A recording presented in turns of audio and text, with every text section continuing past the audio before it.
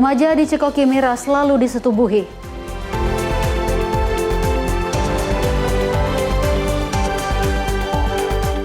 Kebakaran hanguskan rumah dan ruko di Kalideres.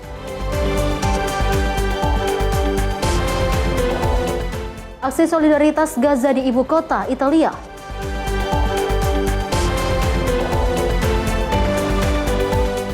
Menko AHY tinjau sekolah rakyat di Yogyakarta.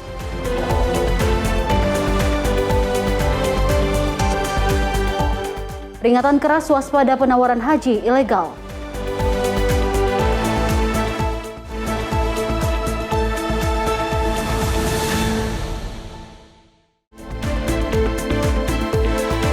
Halo, selamat pagi pemirsa, apa kabar? Anda menyaksikan Menyapa Indonesia Pagi. Pemirsa, selain informasi utama yang telah kami hantarkan, kami juga akan menemani Anda dengan sejumlah rangkaian informasi peristiwa dari mancanegara dan juga tanah air. Bersama saya Dewi Manik, inilah Menyapa Indonesia Pagi selengkapnya.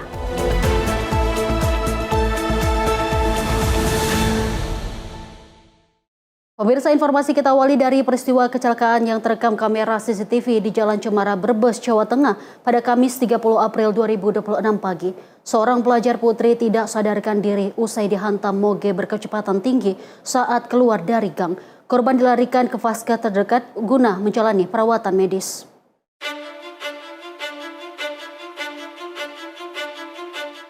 Inilah rekaman kamera pengawas yang memperlihatkan insiden kecelakaan di Jalan Cemara, Desa Sengon, Kecamatan Tanjung, Kabupaten Brebes pada Kamis 30 April 2026 pagi.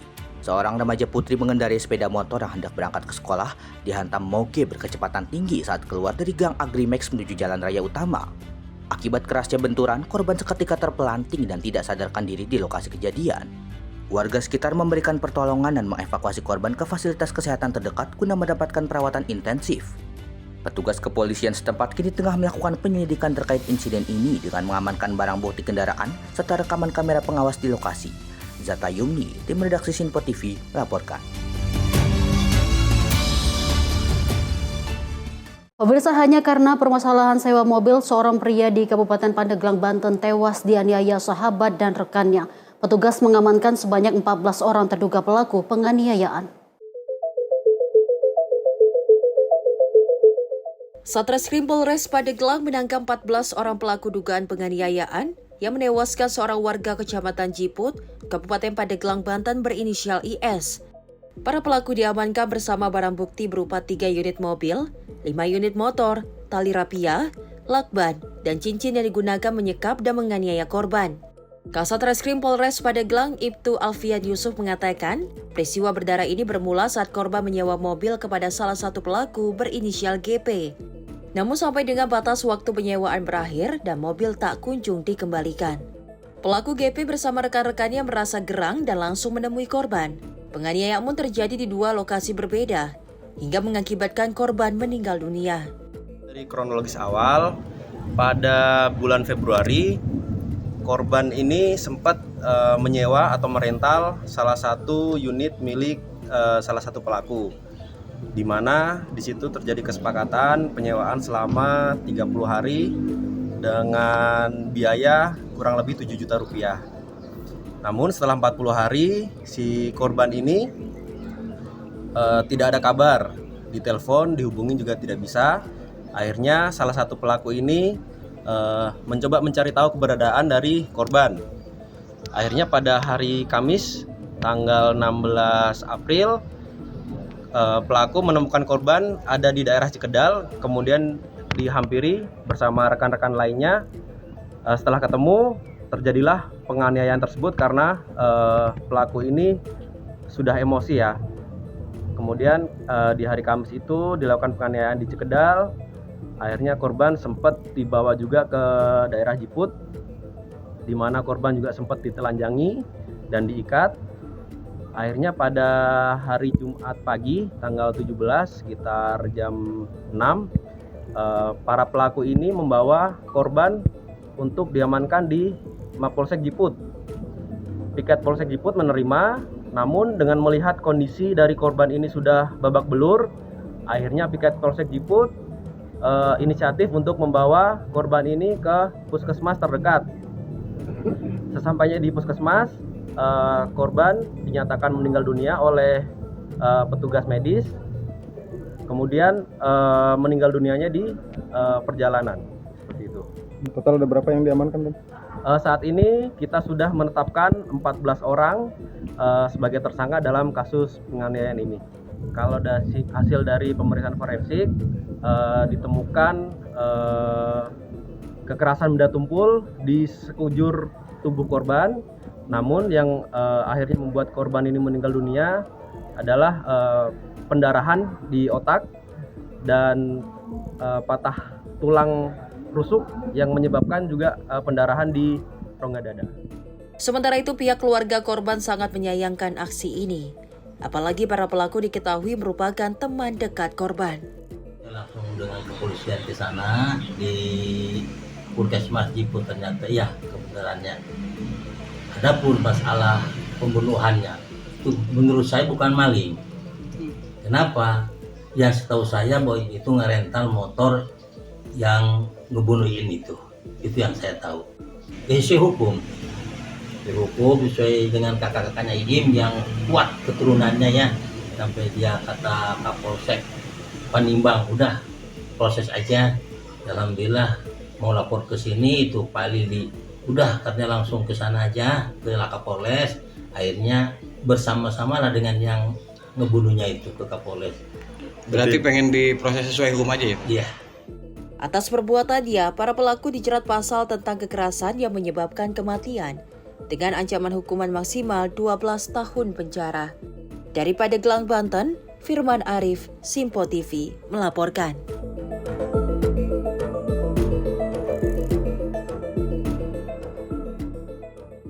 Pemirsa, informasi kita lanjut dari seorang nelayan di Pulau Kodinggareng, Kota Makassar, Sulawesi Selatan tewas usai ditikam rekannya sendiri menggunakan senjata tajam. Diduga aksi penikaman ini dipicu perselisihan antar anak korban dengan anak pelaku.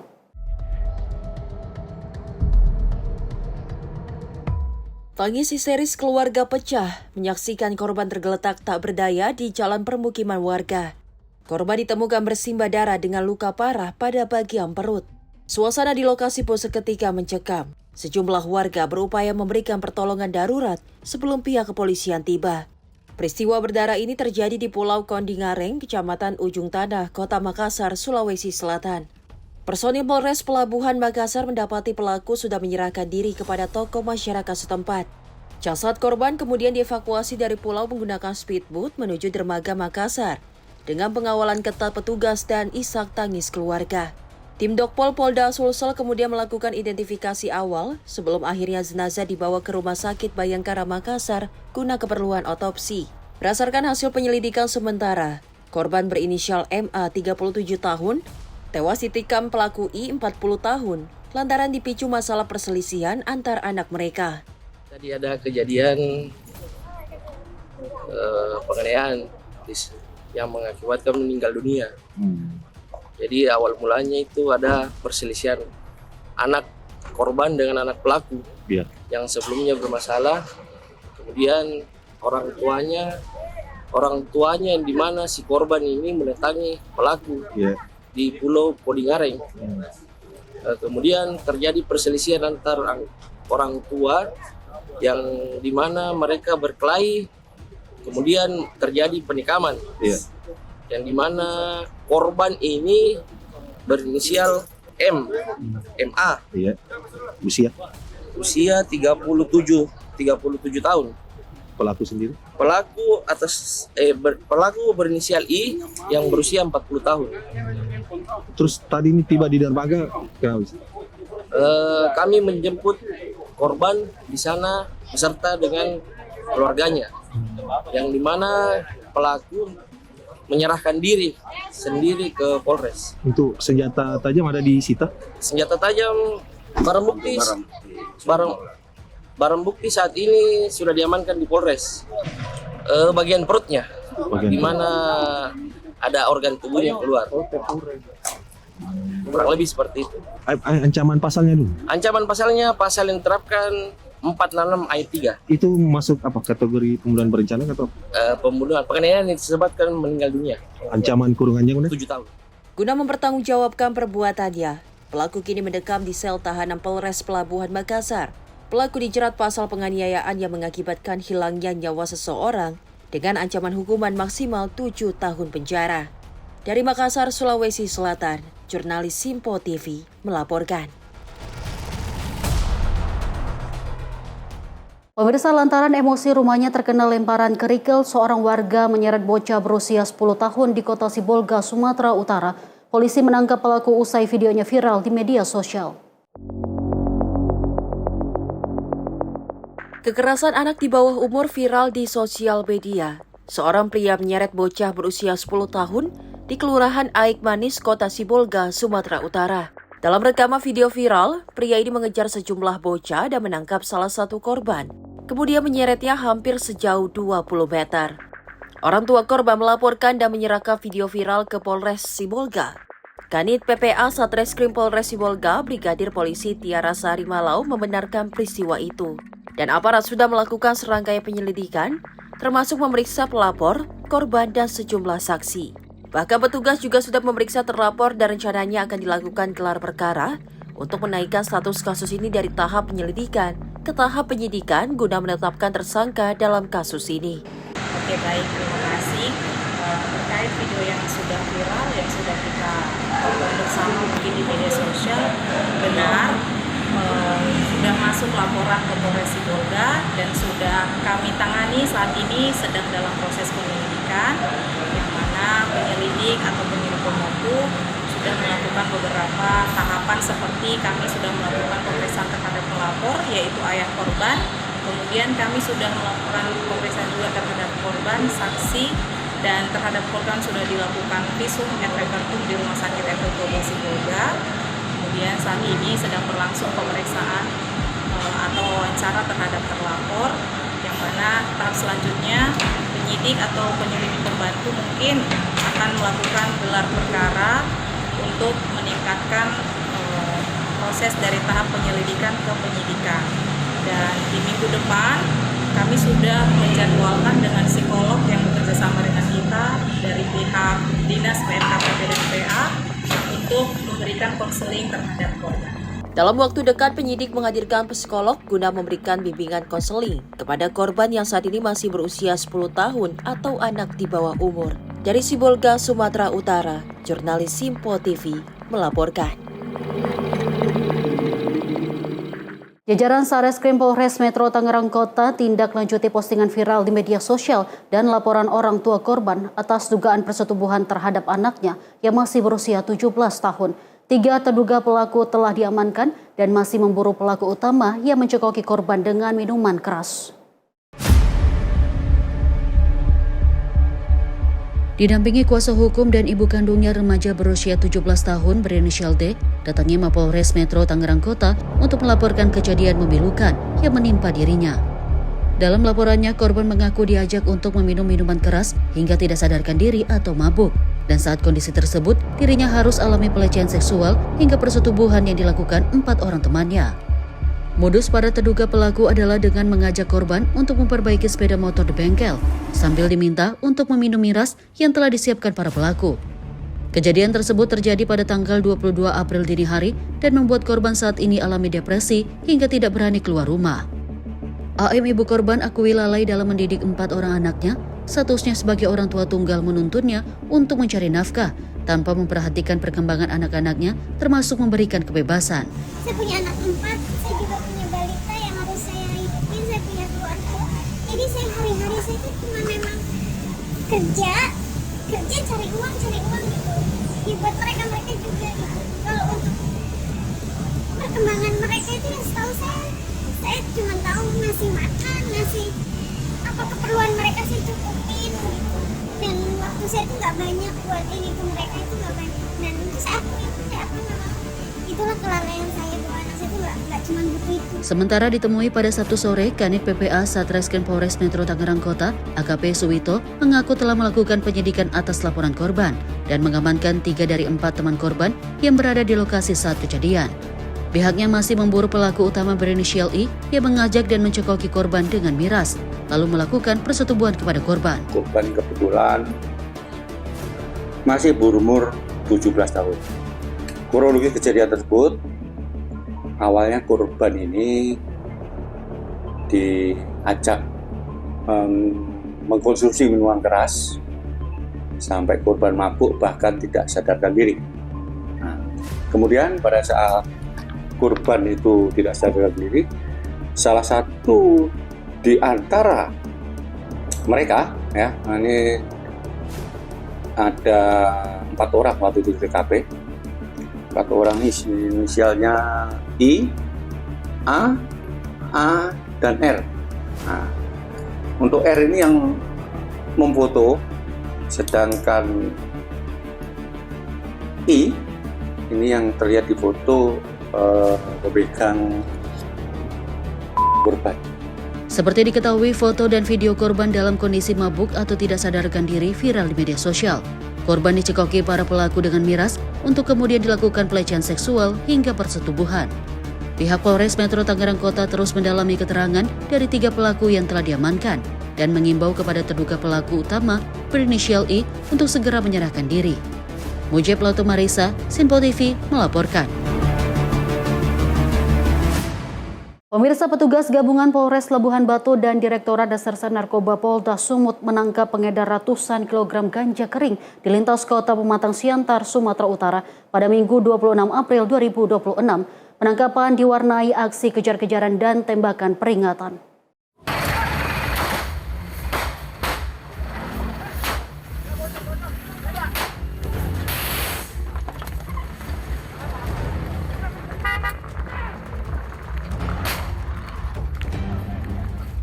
Inilah video detik-detik penyergapan yang dilakukan petugas gabungan Polres Labuhan Batu dan Direktorat Reserse Narkoba Polda Sumut terhadap mobil yang dicurigai membawa 151 kg ganja kering di ruas Jalan Siantar, Sumatera Utara. Meski sudah dihadang dengan mobil petugas dari segala penjuru, namun mobil yang dikemudikan pelaku tetap nekat kabur. Petugas melepaskan tembakan peringatan ke udara agar pengemudi mobil yang mengangkut ratusan kilogram ganja berhenti. Satu-satunya penumpang mobil berinisial MA yang diduga anggota sindikat jaringan narkoba antar kota ini akhirnya berhasil ditangkap. Dari dalam mobil, petugas menemukan 3 karung besar berisi ratusan bal daun ganja kering. Direktur Reserse Narkoba Polda Sumut, Kombes Andi Arisandi pada Rabu siang dalam keterangan persnya, mengatakan tersangka membawa 151 kg ganja kering ini dari kota Mandailing Natal dan akan dikirim ke kota Medan untuk diedarkan. Dari hasil pemeriksaan, tersangka mengaku sudah 3 kali membawa ganja kering dari Madinah ke Medan dengan imbalan yang menggiurkan. Adalah satu unit mobil Innova Report dengan nama polisi BK. Ini tujuan barang bukti itu adalah dari Madinah menuju ke Medan. Seluruh keterangan tersangka ini juga ketiga kalinya dan 151 yang sebelumnya kelas 30 dan sebelumnya 90 dengan modal dan modus besar. Tersangka adalah MA, pekerjaannya adalah supir travel, kemudian mobilnya Nova, dan kami juga menyita barang bukti alat komunikasi. Ini akan kami analisa untuk pengembangan dan pengembangan dan pengungkapan kasus tersebut. Polisi hingga kini masih mendalami kasus tersebut dan memburu tersangka, pemasok dan penerimanya. Dari Medan, Sumatera Utara, jurnalis Sinpo TV melaporkan.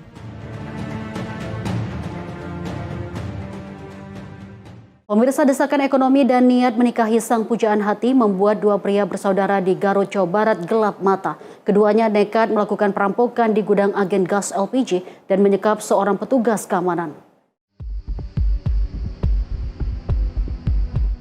Inilah detik-detik pelaku perampokan saat memanjat pasar gudang agen gas LPG yang berada di Kampung Sukaraja, Desa Jatisari, Kecamatan Karangpawitan, Garut, Jawa Barat. Dengan menggunakan jas hujan berwarna biru, pelaku berhasil masuk ke dalam area gudang tanpa dicurigai. Setelah berada di dalam gudang, pelaku lalu berhasil menyekap, mengikat dan melakban mulut seseorang petugas keamanan bernama Muhammad Isam. Para perampok kemudian leluasa menggasak mobil operasional agen dan 183 tabung gas melon. Sehari pasca kejadian perampokan, petugas Satreskrim Polres Garut berhasil menangkap para pelaku. Masing-masing pelaku berinisial F dan A. Pelaku F ditangkap saat mengemudikan truk di Jalan Samarang, Garut, sedangkan pelaku A diciduk di rumah kontrakan di wilayah Banyuresmi pada Kamis 29 April 2026. Berdasarkan hasil interogasi petugas, aksi ini memang sudah direncanakan para pelaku. Otak pelaku F mengajak keponakannya A untuk melancarkan aksi perampokan karena perlu biaya besar untuk menikah. Kita menerima laporan bahwa telah terjadi pencurian dengan kekerasan di wilayah Karangpawitan, yaitu berupa toko yang diambil itu berupa tabung gas berikut kendaraannya atau mobil boxnya.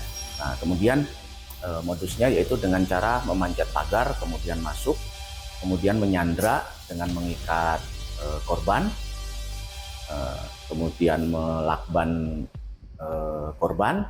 Akhirnya pelaku mengambil kunci mobil dan yang di dalamnya ada tabung gas, kemudian dibawa kabur oleh pelaku. Nah, dari serangkaian penyelidikan, tim kami mendapatkan petunjuk dan akhirnya menangkap pelaku 2 orang berinisial F dan A, masing-masing berumur 42 tahun dan 43 tahun. Motif untuk pelaku, karena pelaku ini salah satu pelaku yaitu berinisial F itu terpepet untuk biaya nikah. Kedua pelaku ini masih ada ikatan saudara, yaitu paman dan ponakan, yang mana ponakannya yang akan menikah ini tidak mempunyai biaya, akhirnya merencanakan pencurian dengan kekerasan tersebut. Kalau tujuannya memang mencuri kendaraan atau memang tabung gas? Yang dicuri yaitu kedua-duanya, namun demikian tujuan utama yaitu mengambil tabung gas tersebut berjumlah 182 tabung. Kalau kerugian berapa? Kerugian kurang lebih 100 juta rupiah. Kemudian kita jerat dengan pasal 479 dengan ancaman 9 tahun penjara. Akibat ulah para perampok ini, korban mengalami kerugian mencapai 100 juta rupiah lebih. 2 bersaudara ini ditahan di rutan Polres Garut dengan ancaman hukuman 9 tahun penjara. Dari Garut, Jawa Barat, jurnalis Simpo TV melaporkan. Pemirsa, aparat Polsek Talo berhasil meringkus spesialis pembobol sekolah dasar di Kota Makassar. Dari tangan pelaku, polisi menyita 2 unit laptop, 2 unit kipas angin, serta 1 unit televisi. Inilah rekaman CCTV saat pelaku berhasil menyusup ke salah satu sekolah di Kota Makassar, Sulawesi Selatan. Berbekal rekaman tersebut, tim Reskrim Polsek Talo bergerak cepat dan meringkus pelaku berinisial IP saat sedang asik menghisap lem di Jalan Sultan Abdullah Raya yang tidak jauh dari lokasi pencurian. Usai diamankan, pelaku kemudian digiring ke Mapolsek Talo untuk menjalani pemeriksaan. Dari hasil pengembangan, polisi kembali menemukan barang bukti berupa 2 unit laptop, 2 unit kipas angin, dan 1 unit televisi hasil kejahatan pelaku. Selain menyasar 2 sekolah dasar, yakni SD Impres Baraya 2 dan SD Negeri Boroangin Makassar, pelaku juga seorang residivis juga ternyata pernah beraksi di sebuah gudang besi di Jalan Sultan Abdullah Raya. Di lokasi tersebut, pelaku menggasak berbagai peralatan seperti besi panggung, rel tangga, besi pagar, hingga 2 unit mesin kompresor. Akibatnya pemilik gudang mengalami kerugian hingga 94 juta rupiah. Berarti ada 3 laptop, warna apa semua? Nah, ini TV 1. Terus yang di SD mana saja kombi? SD Sapiria, apa kombi itu? Sabu, berapa banyak? 40 lebih, oke. Kemudian ini di SD? Ya, di mana ini? Sekolah yang mana ini? Yang di luar, Manapku. Kau curi 3 laptop, 2 kipas angin, 1 TV. Terus gimana kau ingin curi yang 1? Yang rumah. Yang handphone. Itu yang ambil, bukan kau. Sama aku juga. Kau sebelumnya sudah pernah ditahan? Pernah kau ditahan dulu? Kasus apa? 363. Keren juga. Itu umumnya barang yang kau jual, kau pakai apa uangnya? Beli lem. Lem, obat, ballo. Sabu juga. Lem, ballo. Terkait dari video viral yang ada di sosial media pencurian di beberapa sekolah, oleh tim dari Reskrim Polsek Talo telah mengamankan seorang pelaku yang sudah residivis yang melakukan pencurian di 2 sekolah dan 1 rumah. Barang bukti yang berhasil kita amankan yaitu ada 2 laptop, kemudian 2 kipas angin dan 1 televisi. Untuk tersangka ini Bang, ini seorang residivis Bang ya? Ya, jadi untuk tersangka sendiri betul merupakan residivis yang baru-baru saja keluar dan inisial daripada pelaku adalah IP. Sementara itu, rekan pelaku kini masih dalam pengejaran aparat kepolisian. Untuk mempertanggungjawabkan perbuatannya, pelaku dijerat pasal 363 KUHP terkait pencurian dengan pemberatan dengan ancaman hukuman 7 tahun penjara. Dari Makassar, Sulawesi Selatan, jurnalis Sinpo TV melaporkan. Kedai angkringan di kawasan Gunung Putri, Kabupaten Bogor menjadi sasaran pencurian pada Rabu 29 April 2026 dini hari. Rekaman kamera pengawas memperlihatkan detik-detik pelaku menggasak stok rokok senilai jutaan rupiah dari dalam kedai. Inilah rekaman kamera pengawas yang memperlihatkan aksi pencurian di angkringan pojok nyemil yang berlokasi di depan Pomsel Gunung Putri Cagak, Kabupaten Bogor. Peristiwa ini terjadi pada Rabu dini hari sekitar pukul 3.00 waktu Indonesia Barat. Dalam rekaman kamera pengawas terlihat pelaku memanfaatkan kondisi lingkungan yang sepi untuk menyatroni area penjualan. Akibat kejadian ini, pemilik angkringan harus menelan kerugian yang cukup besar. Pelaku berhasil membawa kabur sejumlah stok rokok dengan nilai total mencapai jutaan rupiah. Usaha kuliner malam seperti angkringan memang kerap menjadi sasaran empuk kejahatan pada jam-jam menjelang pagi. Pemilik kedai kini telah menyebarkan video rekaman kamera pengawas tersebut ke media sosial dengan harapan pelaku dapat segera teridentifikasi oleh warga maupun pihak berwajib. Masyarakat, khususnya para pelaku usaha yang beroperasi hingga dini hari, diimbau untuk selalu meningkatkan kewaspadaan dan memastikan sistem keamanan seperti kamera pengawas guna menekan ruang gerak pelaku kejahatan. Zata Yumni, tim redaksi Sinpo TV melaporkan. Pemirsa, aksi pencurian kotak amal menggunakan mobil rental di kawasan Jati Jajar Tapos, Kota Depok berhasil diungkap unit Reskrim Polsek Cimanggis, Kota Depok. Bermodal rekaman CCTV yang viral di media sosial, polisi meringkus 1 dari 2 pelaku di daerah Ciapus, Bogor saat sedang berada di rumah calon istrinya. Dalam rekaman video kamera pengawas, sebuah minibus terlihat berhenti di halaman masjid, sementara para pelaku yang diduga spesialis pencuri kotak amal beraksi memasuki kotak amal ke dalam mobil. Berdasarkan aksi pencurian yang sempat viral di media sosial, tim Opsnal Reskrim Polsek Cimanggis bergerak cepat melacak keberadaan sebuah unit mobil yang digunakan dalam aksi pencurian kotak amal di sebuah masjid di kawasan Jati Jajar, Tapos, Kota Depok. Dari hasil penyelidikan diketahui kendaraan tersebut merupakan mobil rental yang disewa oleh para pelaku. Kapolsek Cimanggis Kompol Cupriyono mengatakan motif pelaku nekat melakukan pencurian lantaran terdesak kebutuhan ekonomi dan biaya pernikahan. Dalam penyergapan tersebut, polisi berhasil mengamankan 1 orang pelaku yang sedang berkunjung ke rumah calon istrinya di kawasan Bogor, Jawa Barat, sementara 1 pelaku lainnya berhasil melarikan diri dan kini masih dalam pengejaran atau masuk dalam daftar pencarian orang. Berawal dari informasi yang di-upload di media sosial, kemudian kami melakukan penyelidikan, tidak sampai 24 jam pelaku berhasil kita amankan, namun demikian masih kita kembangkan untuk 1 pelaku lagi yang belum kita berhasil amankan. Ini kan mereka naik mobil ya Bang, itu mobilnya Ya. juga kayak mana? Ya, setelah kita dapatkan ternyata mobil yang digunakan oleh pelaku itu adalah hasil rental dari warga sekitar Tapos juga. Pelakunya sendiri dari warga sekitar juga Bang? Dari datanya memang warga tidak jauh dari Jati Jajar, dia warga Tapos. Kemudian kita berhasil amankan di wilayah Bogor, di daerah Ciapus. Dia sedang berkunjung ke pacarnya di sana. Barang bukti di kotak amal sendiri Bang? Untuk barang bukti yang berupa uang sudah tidak ada, hanya berhasil kita amankan kotak amalnya, dan ternyata di dalam mobilnya itu juga kita temukan 1 kotak amal lain. Nah, ini yang kita kembangkan lagi, TKP mana lagi yang kotak amal di mobil itu.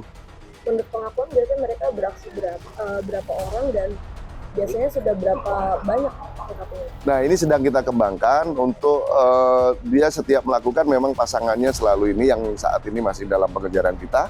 Hanya untuk beberapa TKP yang lain sedang kita kembangkan, nanti kalau ini kita update lagi. Pengakuan pelaku motifnya Ya, untuk motifnya memang ekonomi, karena memang dia berkunjung ke pacarnya, dia juga sudah merencanakan untuk menikahi pacarnya yang ada di Bogor itu. Kini pelaku beserta barang bukti 1 unit mobil rental telah diamankan di Mapolsek Cimanggis untuk penyelidikan lebih lanjut. Dari Depok, Jawa Barat, Riswanto Ahmad, Sinpo TV melaporkan. Pemirsa, kebakaran hanguskan rumah dan ruko di Kalideres. Informasi selengkapnya usai jeda berikut ini. Tetaplah bersama kami di Menyapa Indonesia Pagi.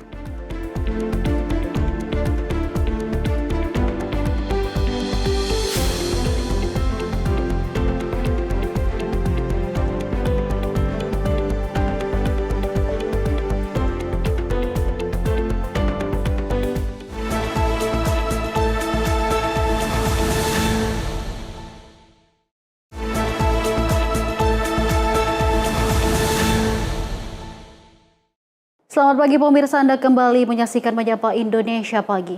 Pemirsa, rumah dan ruko di kawasan Kalideres hangus terbakar diduga akibat korsleting listrik. Tidak ada korban jiwa dalam peristiwa ini. Peristiwa kebakaran kembali terjadi di wilayah Jakarta Barat. 1 rumah tinggal dan 1 ruko di kawasan Pasar Nangka, Kayu Besar, Tegal Alur, Kalideres dilalap si jago merah Minggu dini hari. Kebakaran diduga dipicu oleh korsleting listrik yang berasal dari kipas angin di salah satu bangunan. Kobaran api dengan cepat membesar dan menghanguskan bagian lantai 2 ruko serta merambat ke rumah tinggal di sekitarnya. Dalam rekaman video amatir, api pertama kali terlihat dari lantai 2 bangunan sebelum akhirnya membesar dan menjalar ke area lain. Petugas pemadam kebakaran Jakarta Barat yang tiba di lokasi segera melakukan upaya pemadaman. Sebanyak 7 unit mobil pemadam kebakaran dikerahkan untuk menjinakkan api. Kepala Sektor Pemadam Kebakaran Kalideres, Ponco Wiyanto menjelaskan bahwa kebakaran bermula dari lantai 2 ruko dan kemudian merambat ke rumah tinggal yang berada di belakang bangunan tersebut. Yang terbakar itu 2 rumah, 1 yang depan ruko, alhamdulillah 2 lantai yang kebakar, lantai 2 untuk lantai bawahnya aman. Dan 1 rumah yang berhadapan tapi posisinya ada di belakang itu terbakar habis. Penyebab terbakar itu dari rumah belakang. Ia menambahkan penyebab pasti kebakaran masih dalam proses penyelidikan, namun dugaan sementara mengarah pada korsleting listrik. Saat kejadian, seluruh penghuni berhasil menyelamatkan diri. Tidak ada korban jiwa maupun luka-luka dalam insiden ini. Api berhasil dipadamkan sekitar setengah jam setelah proses pemadaman berlangsung.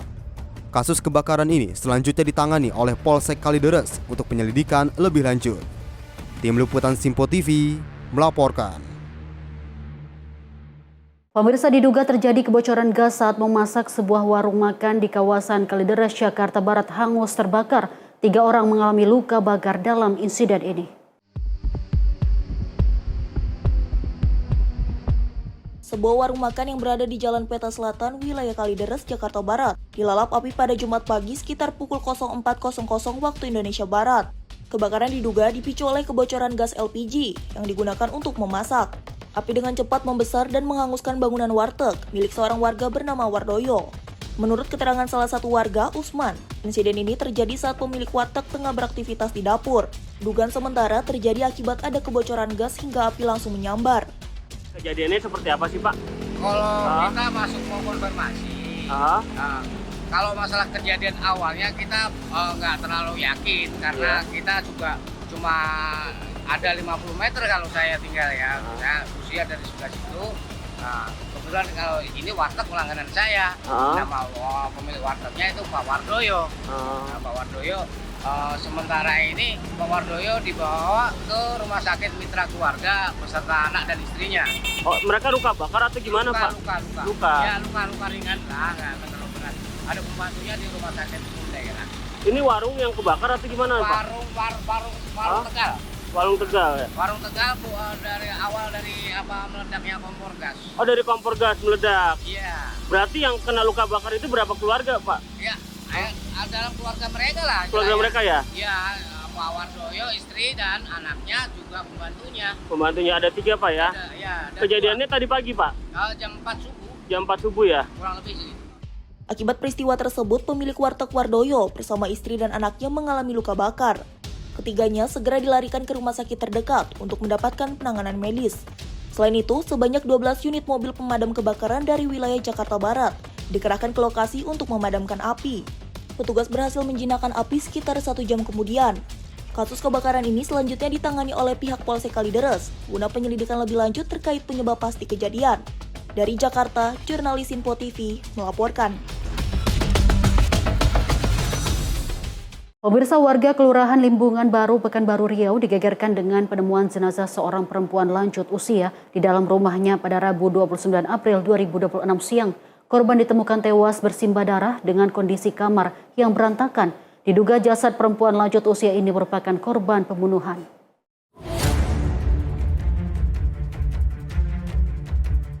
Peristiwa tragis menimpa Dimaris Isni Sitio, 60 tahun yang tinggal di Jalan Kurnia 2, Kecamatan Rumbai, Pekanbaru.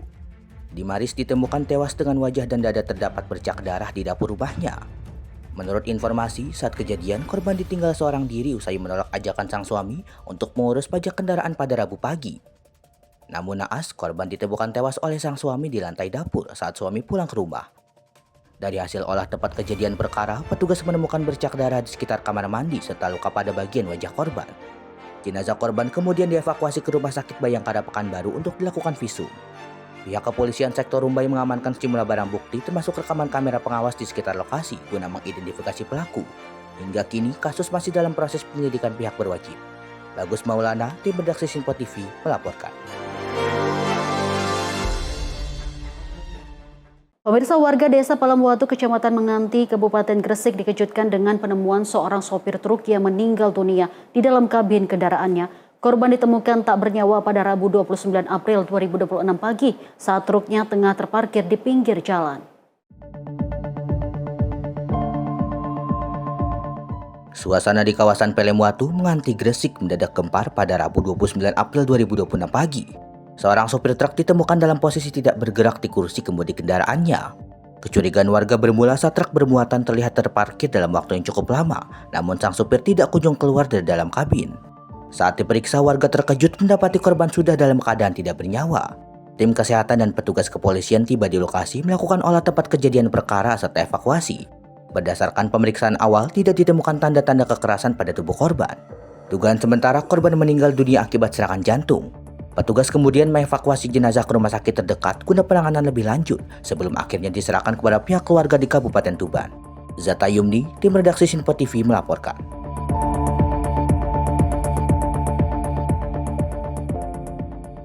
Pemirsa, seorang remaja ditemukan tewas tenggelam di Sungai Progo, Kalibawang, Kabupaten Kulon Progo, Yogyakarta pada Jumat sore. Sebelumnya korban sedang bermain bersama temannya di sekitar jembatan Kreo, namun korban terpleset hingga terbawa arus sungai.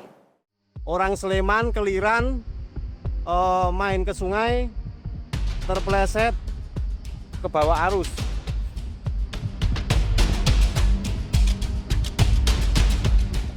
Petugas tim SAR gabungan langsung berusaha melakukan pencarian di sepanjang aliran Sungai Progo, Kalibawang, Kabupaten Kulon Progo, Yogyakarta. Sebelumnya, petugas sempat mendapat laporan jika ada 2 orang remaja yang terpleset saat bermain di sekitar jembatan Kreo, Kalibawang, Jumat siang. 1 korban berhasil selamat, dan 1 korban atas nama Raisya Farhan Putra Mutiara, 14 tahun, pelajar warga Sleman, tenggelam dan terbawa arus sungai. Tim SAR gabungan berupaya menemukan korban. Selain penyisiran di sepanjang aliran sungai, juga dilakukan dengan metode body rafting dan penyisiran menggunakan perahu karet atau rafting. Derasnya aliran Sungai Progo yang tengah banjir sempat menjadi kendala proses pencarian. Tim SAR dibagi menjadi 3 Search and Rescue Unit. Setelah dilakukan upaya pencarian selama 4 jam, jenazah Farhan akhirnya ditemukan tak jauh dari lokasi kejadian. Jenazah kemudian dievakuasi menuju Rumah Sakit Mboro Kalibawang. Di Sungai Progo di Kalibawang, Kabupaten Progo. Untuk kronologi kejadian, ada 2 orang anak sedang bermain di pinggir Sungai Progo. 1 orang terpleset dan hanyut terbawa arus Sungai Progo yang pada saat itu cukup deras.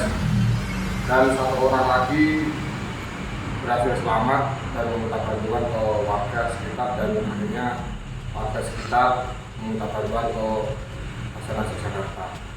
Setelah melakukan pencarian di hari ini, tim SAR gabungan akhirnya berhasil menemukan korban atas nama Raisa Farhan Putra Mutiara, 14 tahun, warga Banyumas Raden, Kabupaten Sleman. Jarak penemuan korban dari lokasi kejadian kurang lebih 6 meter. Korban muncul dan mengapung di permukaan air. Selanjutnya korban dievakuasi oleh tim SAR gabungan dan selanjutnya dibawa ke Rumah Sakit Boro Kalibawang, Kabupaten Purwokerto. Tim SAR pun mengimbau untuk tidak bermain di aliran sungai yang deras demi keselamatan bersama. Tim Liputan Simpo TV melaporkan.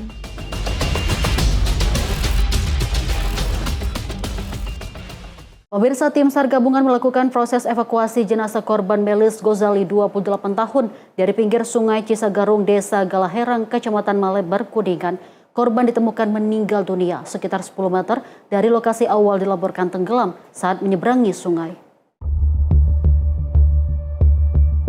Operasi pencarian korban tenggelam di Sungai Cisanggarung, Desa Galaherang, Kecamatan Malebar, Kabupaten Kuningan berakhir pada Kamis siang 30 April 2026.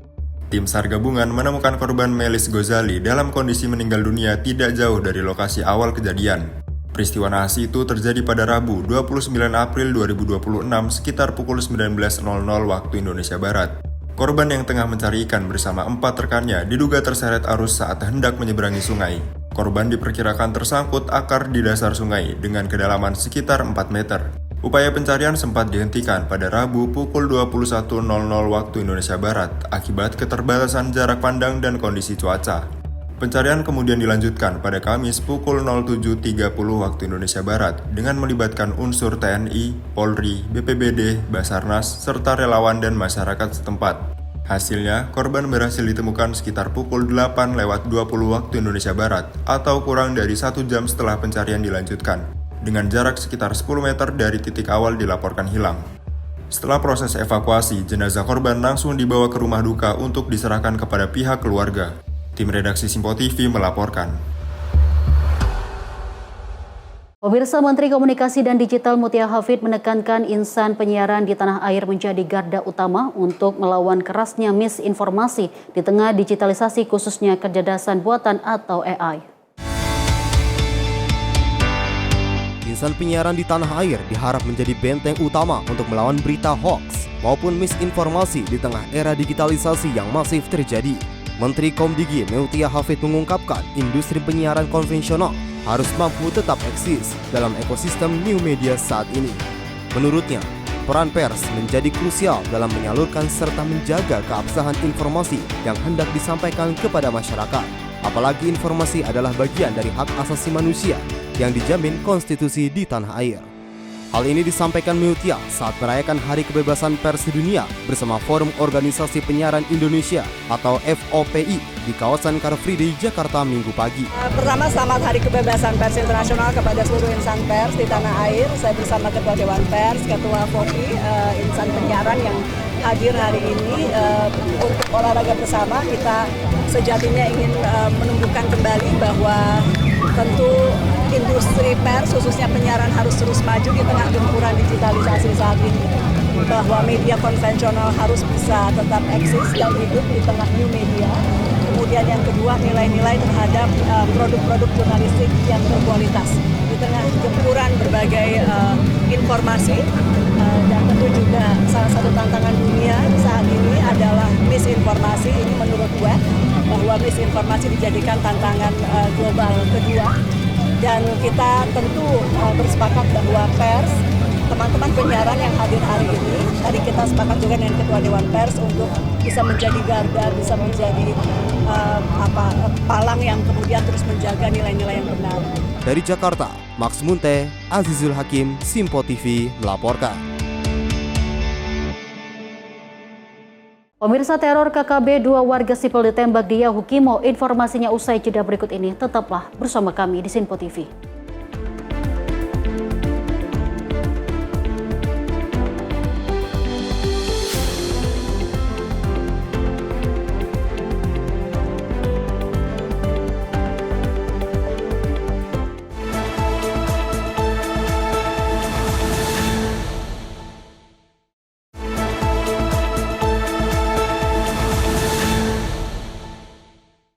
Terima kasih pemirsa, Anda kembali menyaksikan Menyapa Indonesia Pagi. Informasi kita lanjut. Pemirsa, kelompok kriminal bersenjata kembali melakukan aksi penyerangan terhadap warga sipil di Kabupaten Yahukimo, Papua Pegunungan, Selasa 28 April 2026 siang. Pelaku menggunakan sepeda motor dan secara tiba-tiba menembak 2 warga sipil yang ada di dalam mobil.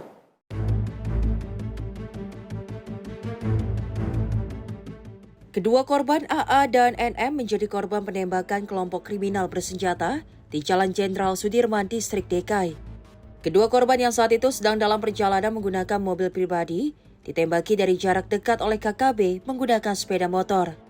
Kedua korban mengalami luka tembak di bagian bahu dan paha dan keduanya kini dirawat di RSUD DKI. Wakil Kepala Satuan Tugas Humas Operasi Damai Kartens AKBP Andria menjelaskan aparat saat ini masih terus melakukan penyelidikan intensif untuk mengungkap identitas pelaku dan mendalami motif penyerangan. Korban 2 orang laki-laki, warga sipil berinisial AA 26 tahun dan juga NM 36 tahun. Kedua korban mengalami luka tembak di bagian lengan dan juga paha. Saat ini kedua korban sudah berhasil dievakuasi dan dilakukan perawatan di Rumah Sakit Umum sekitar Yahukimo. Untuk kerugian material 1 buah unit kendaraan Daihatsu Alia. Ini Bang, untuk kronologi dan modusnya itu gimana? Saat itu korban sedang melintas menuju komplek PJR. Saksi menjelaskan pada saat korban melintas, saksi melihat ada sebuah motor. Di situ ada 2 pelaku yang mengikuti dari belakang dan secara spontan melakukan penyerangan secara mendadak. Pelaku melarikan diri dan kami perlu jelaskan bahwa modusnya di sini melakukan penyerangan secara cepat kepada warga sipil. Ia menambahkan modus yang digunakan pelaku diduga merupakan penyerangan cepat terhadap warga sipil yang melintas, sehingga berpotensi menimbulkan gangguan keamanan dan keresahan di tengah masyarakat. Pasca kejadian, aparat meminta warga untuk tetap tenang namun tetap waspada ketika melakukan aktivitas di luar rumah. Aparat juga telah meninggalkan patroli di sekitar kota DKI. Dari Jayapura, Papua, jurnalis Simpo TV melaporkan. Pemirsa, TNI melalui Korps Habema menetralisir toko kelompok separatis bersenjata OPM di Puncak, Papua Tengah. Toko tersebut diketahui terlibat dalam sejumlah aksi kekerasan yang mengganggu keamanan dan aktivitas masyarakat. TNI melalui Korps TNI Habema berhasil menetralisir Jeki Murib, Danops Kepala ROPM Kodap 18 Ilaga di Kampung Pinapa, Distrik Omukia, Kabupaten Puncak. Hal ini disampaikan oleh Kapten Korps TNI Habema, Letkol Infantri Wirya Artadiguna dalam konferensi pers di Timika, Papua. Wirya menyebut Jeki Murib diketahui terlibat dalam berbagai aksi kekerasan, diantaranya pembakaran fasilitas, penembakan, hingga penyanderaan, termasuk terhadap karyawan PT Freeport Indonesia. Aksi kelompok ini menimbulkan rasa takut di masyarakat, serta mengganggu aktivitas ekonomi dan keamanan di wilayah Papua. Wirya menyatakan bahwa penindakan ini merupakan bagian dari pelaksanaan tugas TNI dalam operasi militer selain perang untuk mengatasi gerakan separatis bersenjata. Operasi yang dilaksanakan juga secara terukur, profesional, dan humanis dengan mengutamakan keselamatan masyarakat sipil. Telah berhasil menetralisir Jeki Murib sebagai Danops Kepala Air OPM Kodap 18 Ilaga di Kampung Pinapa, Distrik Omukia. Yang bersangkutan merupakan kelompok separatis bersenjata yang selama ini melakukan berbagai aksi kekerasan di wilayah Puncak dan Mimika, serta mengganggu objek vital nasional yaitu PT Freeport Indonesia. Yang bersangkutan terlibat dalam berbagai aksi kekerasan antara lain 1. Pembakaran kompleks tower di Kampung Kago, Distrik Ilaga pada 15 Agustus 2023. 2. Pembunuhan dan penganiayaan terhadap pekerja pembangunan puskesmas di Kampung Eromaga, Distrik Omukia pada 19 Oktober 2023. 3. penembakan di Bandara Aminggaru pada 18 Juni 2025. 4. Penyanderaan terhadap 18 karyawan PT Freeport Indonesia di Tower 270, Distrik Tembagapura pada 8 Januari 2026. 5. Penyerangan dan perampasan senjata terhadap 2 anggota Koramil Tembagapura serta melukai 1 orang warga sipil di jalur tambang Mil 50 pada 11 Februari 2026. 6. Penembakan terhadap 2 karyawan PT Freeport Indonesia di area Grasberg serta menyerang aparat kepolisian yang melakukan evakuasi terhadap korban pada 11 Maret 2026. Aksi OPM tersebut menimbulkan ketakutan dan mengganggu kehidupan masyarakat, termasuk menghambat roda perekonomian dan aktivitas masyarakat. Jihan Nabila, Simpo TV, melaporkan. Pemirsa, kelompok Hezbollah merilis rekaman yang diklaim menunjukkan serangan drone terhadap pasukan Israel di wilayah Lebanon Selatan yang disebut menargetkan posisi pasukan serta area operasi militer di sekitar garis perbatasan.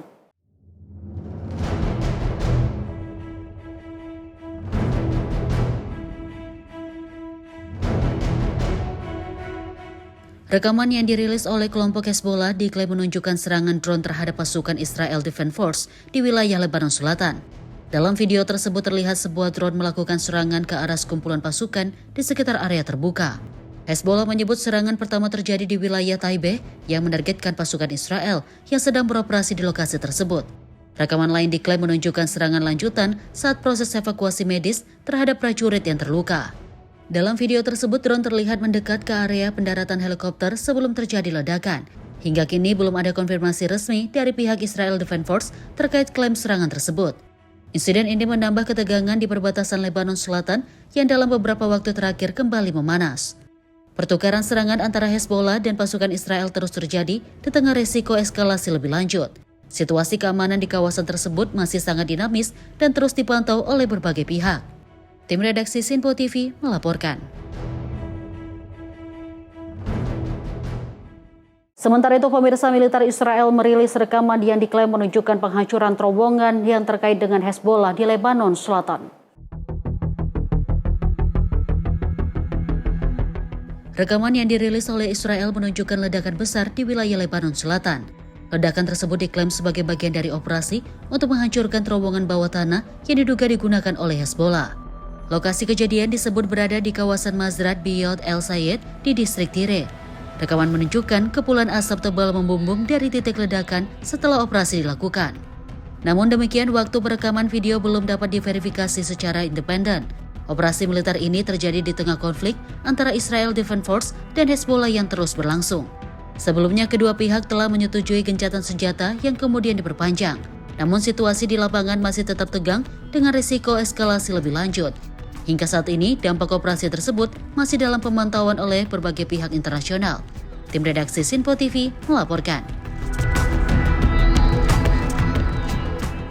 Pemirsa, suasana duka menyelimuti Lebanon Selatan saat 3 petugas pertahanan sipil dimakamkan setelah tewas dalam serangan udara yang diduga dilancarkan Israel. Ketiganya gugur saat menjalankan misi kemanusiaan di tengah konflik yang belum mereda. 3 petugas pertahanan sipil dikebumikan dalam upacara militer di kota Tyre, Lebanon Selatan. Rekaman video menunjukkan suasana haru saat warga dan petugas berkumpul mengiringi peti jenazah dengan penghormatan resmi. Sejumlah warga terlihat menangis saat prosesi berlangsung. Ketiga korban dilaporkan tewas dalam serangan yang terjadi di kota Majdal Zon pada Selasa 28 April 2026.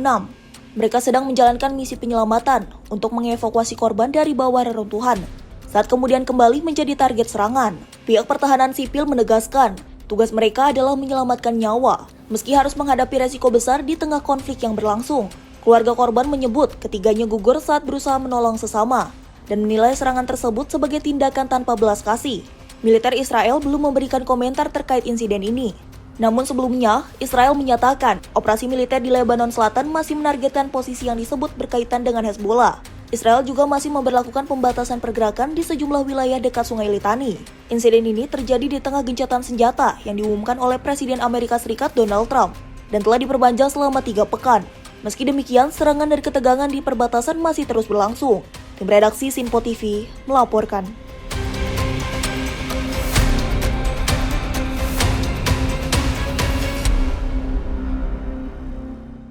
Pemirsa, ratusan aktivis pro-Palestina menggelar aksi di ibu kota Italia, Roma, menyusul intersepsi flotila bantuan menuju Gaza oleh militer Israel. Ratusan massa menggelar aksi unjuk rasa di jalanan Roma sebagai bentuk solidaritas terhadap Palestina. Mereka membawa bendera dan spanduk solidaritas serta menyalakan suar sebagai bentuk protes terhadap situasi yang terjadi di Gaza. Aksi ini digelar menyusul intersepsi terhadap flotila Global Sumut yang menuju Gaza Strip. Dengan misi kemanusiaan, pihak flotila menyebut ratusan aktivis telah ditahan setelah kapal mereka dihentikan oleh militer Israel. Mereka juga menuduh intersepsi tersebut terjadi di perairan internasional dan melanggar hukum internasional. Sementara itu, otoritas Israel menyatakan sejumlah aktivis akan dibawa ke negara ketiga untuk proses lebih lanjut. Aksi protes di Roma berlangsung damai meski diwarnai orasi dan seruan solidaritas dari para peserta aksi. Flotila Global Sumut sebelumnya berangkat dari Barcelona dengan ratusan peserta dari berbagai negara yang ingin menyalurkan bantuan ke Gaza. Hingga saat ini situasi terkait intersepsi masih menjadi sorotan internasional di tengah ketegangan yang berlanjut di kawasan Timur Tengah. Tim redaksi Sinpo TV melaporkan. Kita lanjut informasi dari ribuan pelajar turun ke jalan-jalan di Santiago untuk memprotes rencana pemangkasan anggaran pendidikan yang berujung bentrok dengan aparat keamanan.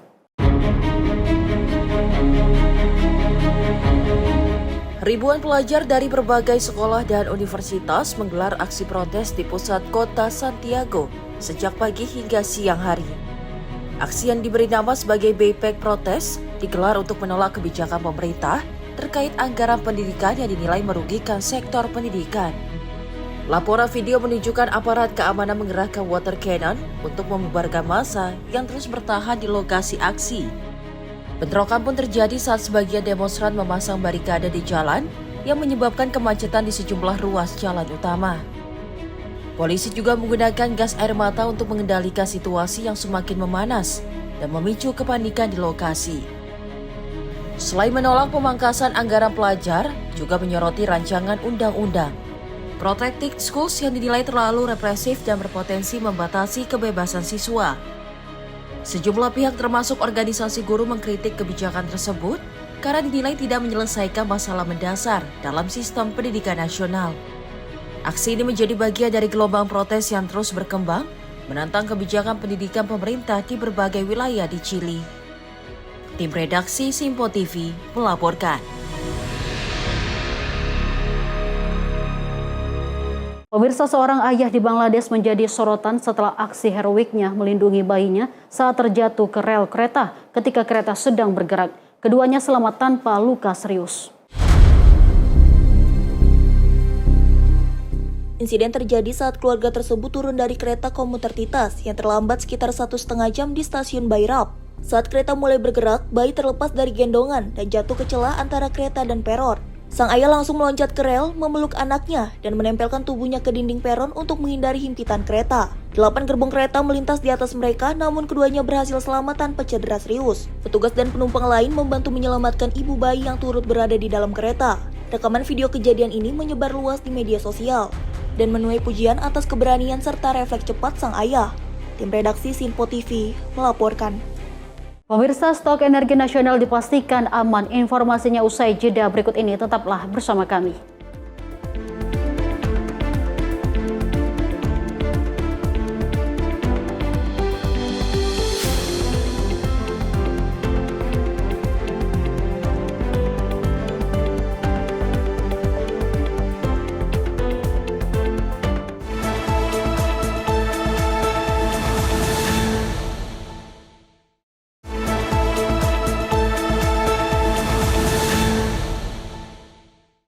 Terima kasih pemirsa, selamat pagi. Anda masih setia bersama kami di Menyapa Indonesia Pagi. Pemirsa, Menteri Energi dan Sumber Daya Mineral Bahlil Lahadalia memastikan stok energi nasional masih dalam tahap aman. Laporan ini disampaikan Bahlil saat menghadap Presiden Prabowo Subianto di Kompleks Istana Kepresidenan Jakarta pada Senin siang. Menteri SDM Bahlil Lahadalia memastikan stok energi nasional masih dalam tahap aman. Laporan ini disampaikan ketika dirinya dipanggil Presiden Prabowo Subianto di Kompleks Istana Kepresidenan, Jakarta Pusat pada Senin siang. Dalam laporannya, Bahlil menyampaikan pemerintah memastikan pasokan energi, termasuk bahan bakar minyak dan minyak mentah, tetap berada dalam kondisi aman di tengah tekanan geopolitik global. Ya terpenuhi, karena cadangannya ada dua tuh. Cadangan yang sudah tergali dalam storage atau cadangan dalam keadaan di bumi. Tapi kalau yang untuk di storage tetap masih di bawah standar minimum nasional, di atas standar minimum nasional. Bahlil menjelaskan stabilitas pasokan energi nasional tetap terjaga meskipun terjadi gejolak geopolitik di Timur Tengah dan gangguan di Selat Hormuz dalam hampir 2 bulan terakhir. Dari Jakarta, Tio Malau, Sinpo TV melaporkan. Pemirsa, Menteri Koordinator Bidang Pemberdayaan Masyarakat Muhaimin Iskandar menyampaikan capaian penurunan kemiskinan ekstrim menunjukkan progres signifikan di mana sebagian masyarakat telah berhasil naik kelas melalui berbagai intervensi terpadu pemerintah.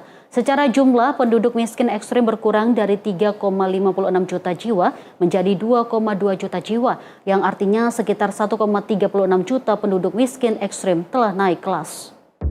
Menteri Koordinator Pemberdayaan Masyarakat Muhaimin Iskandar menegaskan, capaian penurunan kemiskinan ekstrim merupakan hasil kerja bersama lintas kementerian lembaga, pemerintah daerah, serta dukungan berbagai pemangku kepentingan.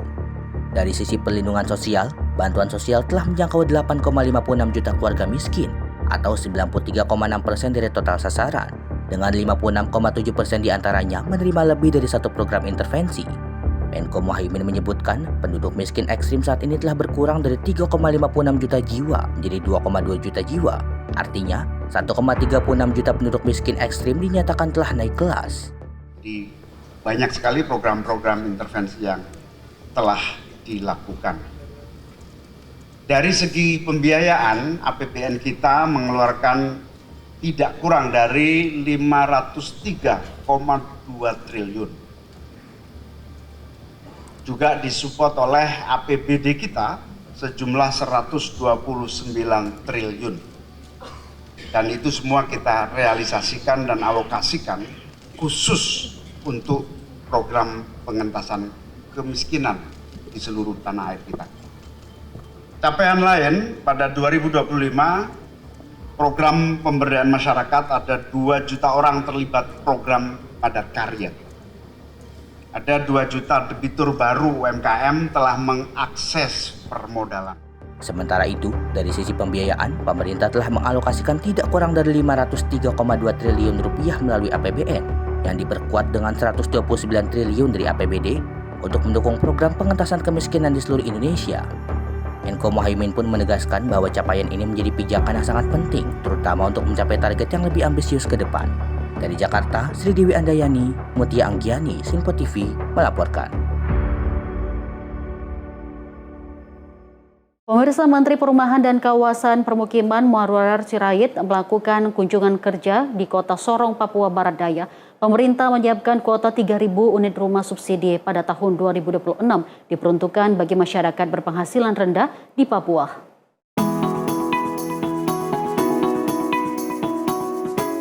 Menteri Perumahan dan Kawasan Permukiman Muhawarar Sirait kunjungan kerja ke Kota Sorong, Papua Barat Daya pada Minggu 26 April 2026. Ia didampingi Gubernur Papua Barat Daya Elisa Kambu dan juga Kepala BPS RI Amalia Adininggar, Widya Santi meninjau perumahan subsidi Aqua Residence 6. Program ini juga merupakan kolaborasi antara Kementerian PKP, BP Tapera dan juga pengusaha muda Papua dalam penyediaan rumah subsidi.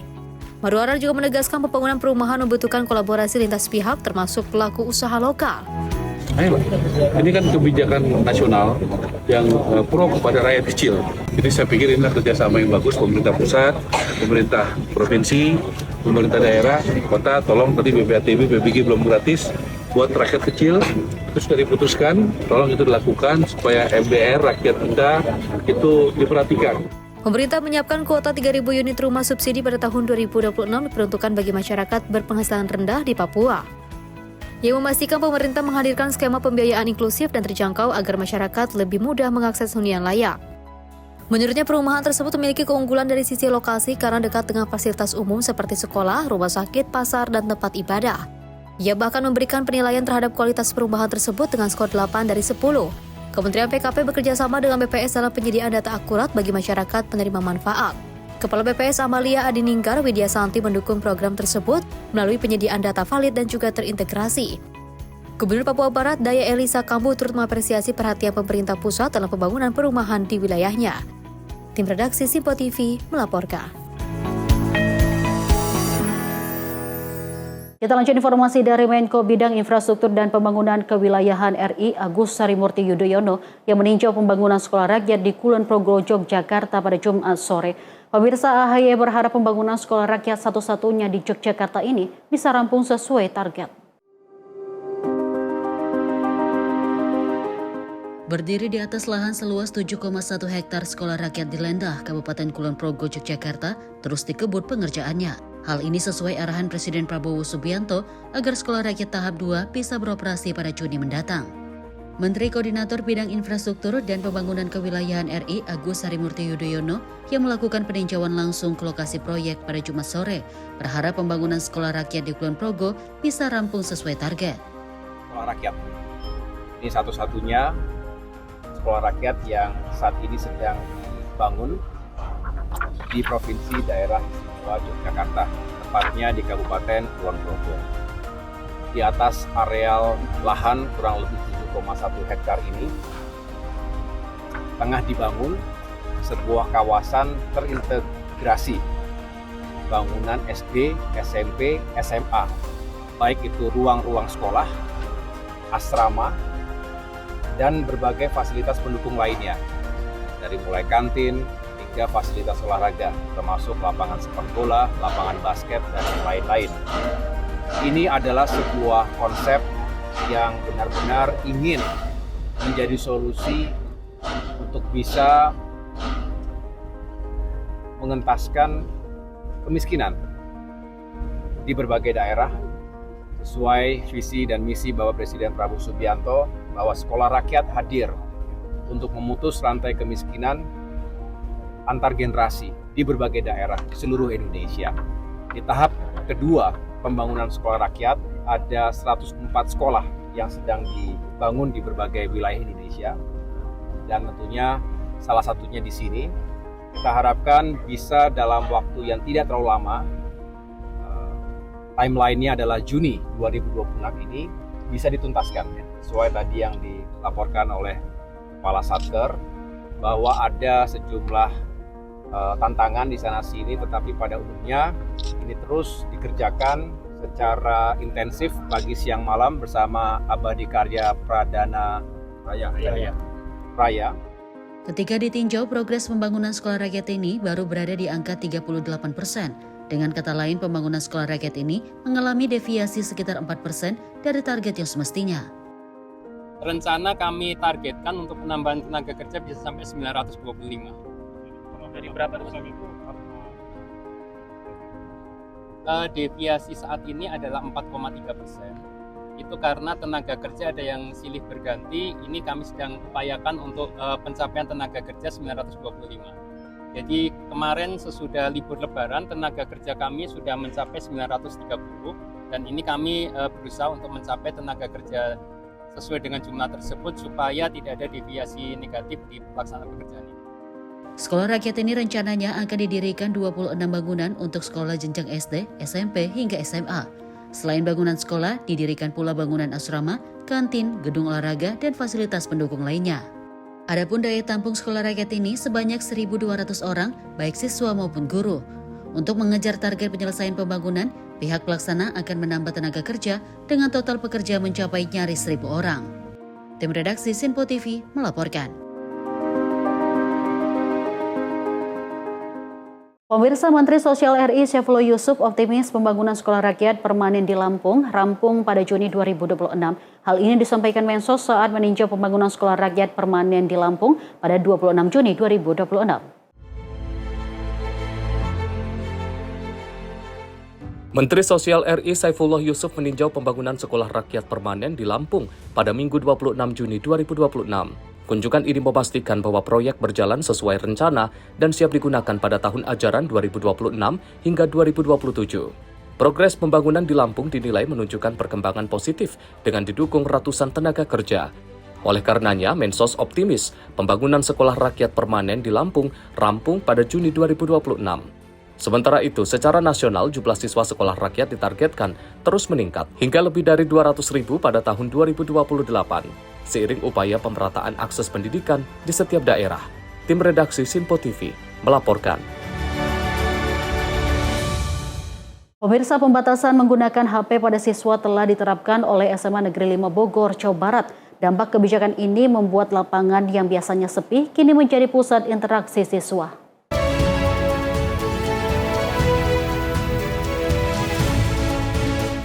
SMA Negeri 5 Bogor menerapkan kebijakan pembatasan HP yang membuat siswa lebih banyak berinteraksi dan bermain permainan tradisional di lapangan saat istirahat. Uji coba dari 27 April hingga 28 Mei 2026 ini mengharuskan ponsel dikumpulkan, yang mengubah suasana sekolah menjadi lebih aktif, ramai, dan meningkatkan interaksi sosial antar siswa. Tanpa HP, siswa mengisi waktu istirahat dengan bermain bersama seperti permainan tradisional. Diketahui ponsel dikumpulkan di awal jam pelajaran dan baru diambil kembali menjelang pulang, yang akhirnya mengurangi gangguan selama kegiatan belajar mengajar. Langkah ini bertujuan meningkatkan fokus, mengurangi ketergantungan pada gadget, dan mempererat interaksi sosial siswa. Tim redaksi Simpo TV melaporkan.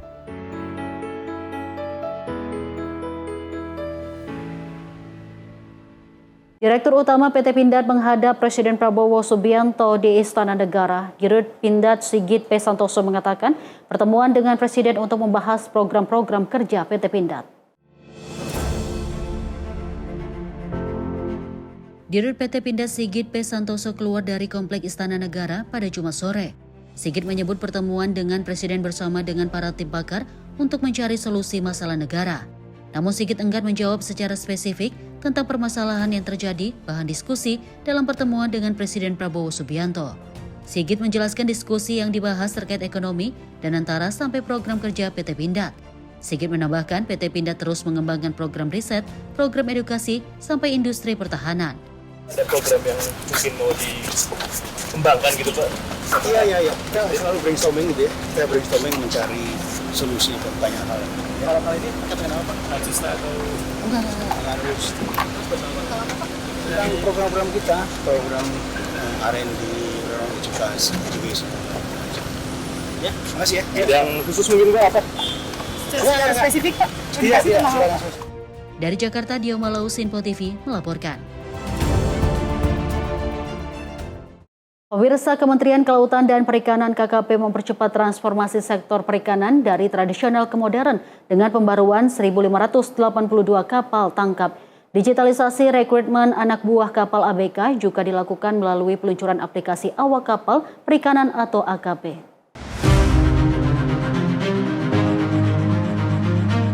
Modernisasi kapal tangkap ini merupakan langkah strategis untuk meningkatkan daya saing sektor kelautan nasional. Kapal tangkap yang sebelumnya berbahan dasar kayu dengan alat tangkap yang sederhana, nantinya akan ditingkatkan menjadi kapal modern berbahan dasar besi dengan alat tangkap yang lebih canggih sehingga menunjang efisiensi operasional dan keselamatan selama pelayaran.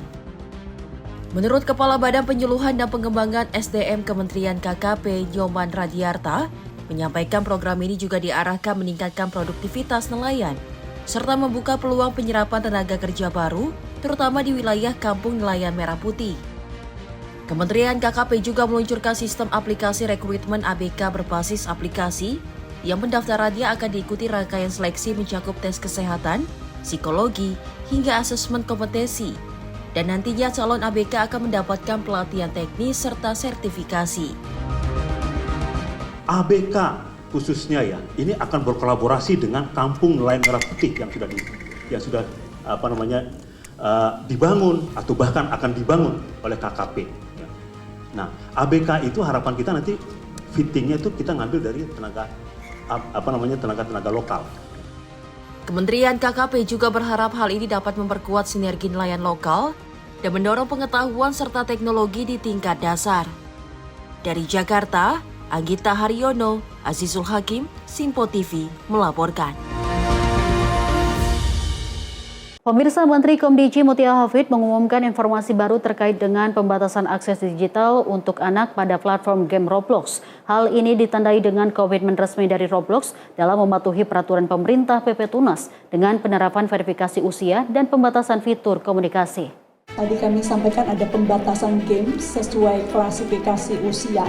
Jadi nanti juga games yang bisa dilihat oleh di bawah 13 tahun akan berbeda dengan yang dilihat oleh 16 tahun ke bawah dan oleh 16 tahun ke atas.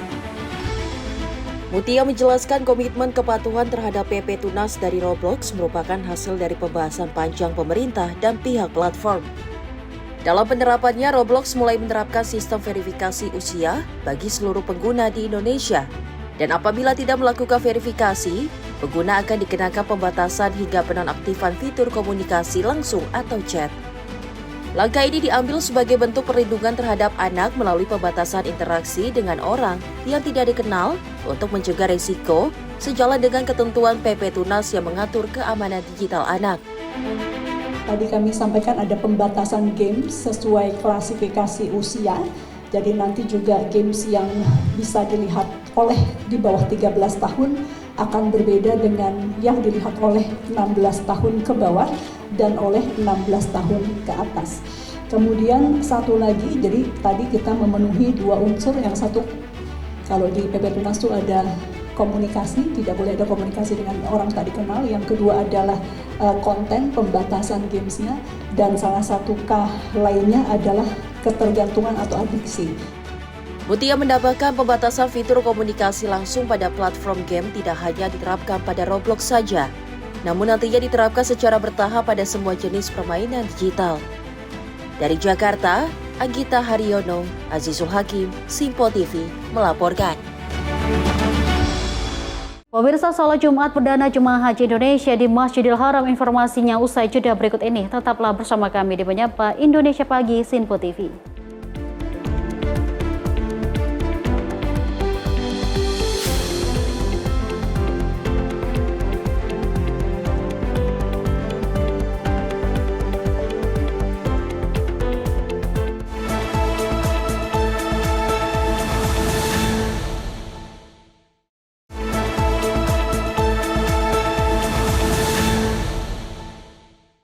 Terima kasih pemirsa, Anda masih setia bersama kami di Menyapa Indonesia Pagi dan masih bersama saya Deo Manik. Pemirsa, Jemaah Haji Indonesia gelombang pertama yang tiba di Mekah mulai mengikuti sholat Jumat perdana di Masjidil Haram. Kepadatan umat muslim dari berbagai negara menjadi tantangan tersendiri bagi jemaah, terutama dalam beradaptasi dengan cuaca panas dan kerumunan.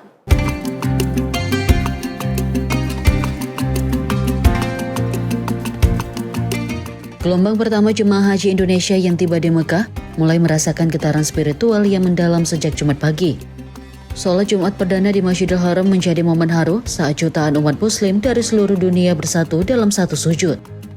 Di tengah kepadatan dan terik matahari, kekusyukan menjadi ujian sekaligus anugerah bagi para tamu Allah. Aktivitas jemaah terpusat di kawasan Masjidil Haram dengan latar menara Jam Abraj Al-Bait. Sejak pagi jemaah sudah mulai memadati area masuk masjid. Kepadatan terjadi di sejumlah titik akses masuk. Jemaah dituntut untuk menjaga kedisiplinan serta mengikuti arahan petugas. Selain kepadatan, cuaca panas di Mekah menjadi tantangan bagi jemaah. Petugas haji mengimbau agar jemaah menjaga kondisi fisik dan mengatur waktu pergerakan. Meski dihadapkan pada kondisi padat dan panas, jemaah tetap menjalankan ibadah dengan khusyuk. Pelaksanaan sholat Jumat perdana ini menjadi bagian dari proses adaptasi jemaah haji Indonesia di Mekah sebelum memasuki tahapan puncak ibadah haji. Jemaah Haji Indonesia diharapkan dapat terus menyesuaikan dengan kondisi di Mekah agar dapat menjalankan seluruh rangkaian ibadah haji dengan lancar. Dari Mekah, Arab Saudi, Ferdi Setiawan, Simpo TV, tim ECH 2026 melaporkan.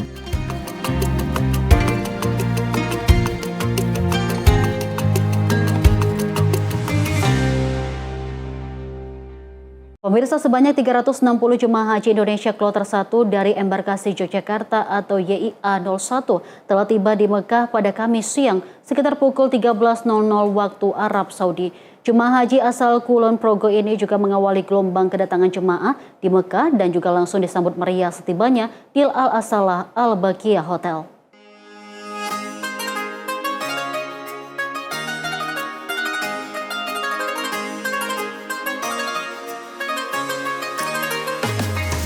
Lewat kegembiraan dan suasana meriah mengiringi kedatangan kloter pertama jemaah haji Indonesia di kota Makkah, Arab Saudi. Sebanyak 360 jemaah haji kloter YIA-1 asal Yogyakarta tiba di Al-Asalah Al-Baqiyah Hotel di kawasan Misfala disambut oleh para petugas haji dan Konsul Jenderal RI. Menggunakan 9 bus, satu persatu jamaah turun dan masuk ke lobi hotel. Setiap jamaah mendapatkan welcome drink dan beberapa camilan khas Saudi.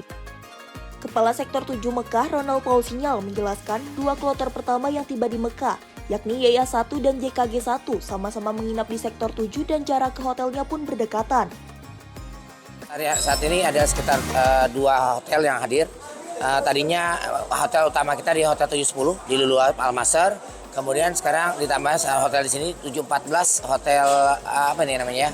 Pokoknya hotel 714 ini akhirnya dijadikan hotel utama kita buat seremonial kedatangan pertama jemaah haji dari Madinah ke Mekah. Kebetulan sektor kami, sektor 7, mendapat kehormatan dua-duanya kedatangan pertama dari Madinah jemaah Indonesia itu di sektor kami. Berbarengan, tapi sedikit kendala di yang 710 masih berjalan, baru tadi saya kesini masih baru 5 bus. Alhamdulillah untuk yang 714 sudah selesai, seluruh bus masuk ke dalam kamar masing-masing, para jemaahnya tanpa kendala apapun. Alhamdulillah. Kepala Dekar Mekah Ihsan Faisal menegaskan penanganan pergeseran jemaah haji dari Madinah ke Mekah berjalan lancar dan penuh kegembiraan.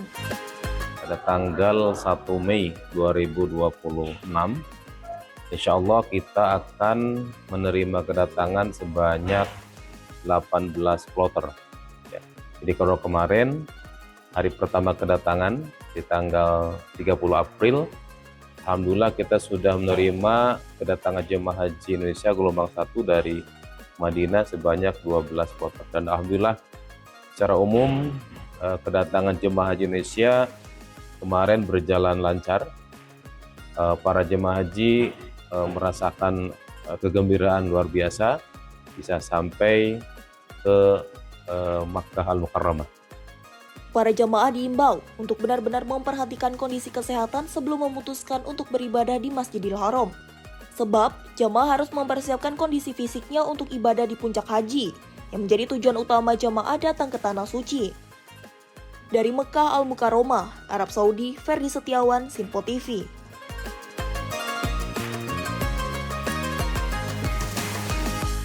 Pemirsa, kelompok terbang 32 asal embarkasi Surabaya atau Sub-32 telah resmi menginjakan kaki di Tanah Suci pada Kamis malam. Kloter ini adalah para jemaah yang mendapatkan bingkisan obat-obatan dari Wakil Presiden Gibran Rakabuming Raka.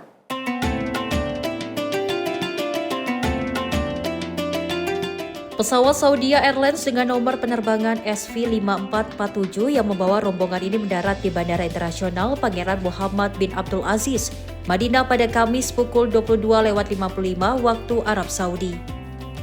Selain melalui fasilitas Mekah Road atau jalur cepat yang memangkas waktu imigrasi, jemaah dari Tulung Agung dan Lamongan ini juga membawa bekal kesehatan khusus berupa travel kit yang diberikan langsung oleh Wakil Presiden Republik Indonesia Gibran Rakabuming Raka saat pelepasan di Bandara Juanda, Surabaya pada Kamis siang. Para jemaah mengaku sangat senang dan menyampaikan terima kasih atas paket obat-obatan yang diberikan Wapres Gibran. Pasalnya hal tersebut sangat berguna bagi mereka. Obat-obatan ini, obat-obatan. Ada obat-obatan Pak ya? Ya. Terima kasih, sangat gila Pak. Gembira ya? Bantuan dari Bapak Wapres.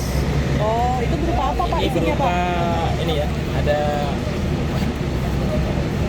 obat-obatan. Ada obat-obatan, ya.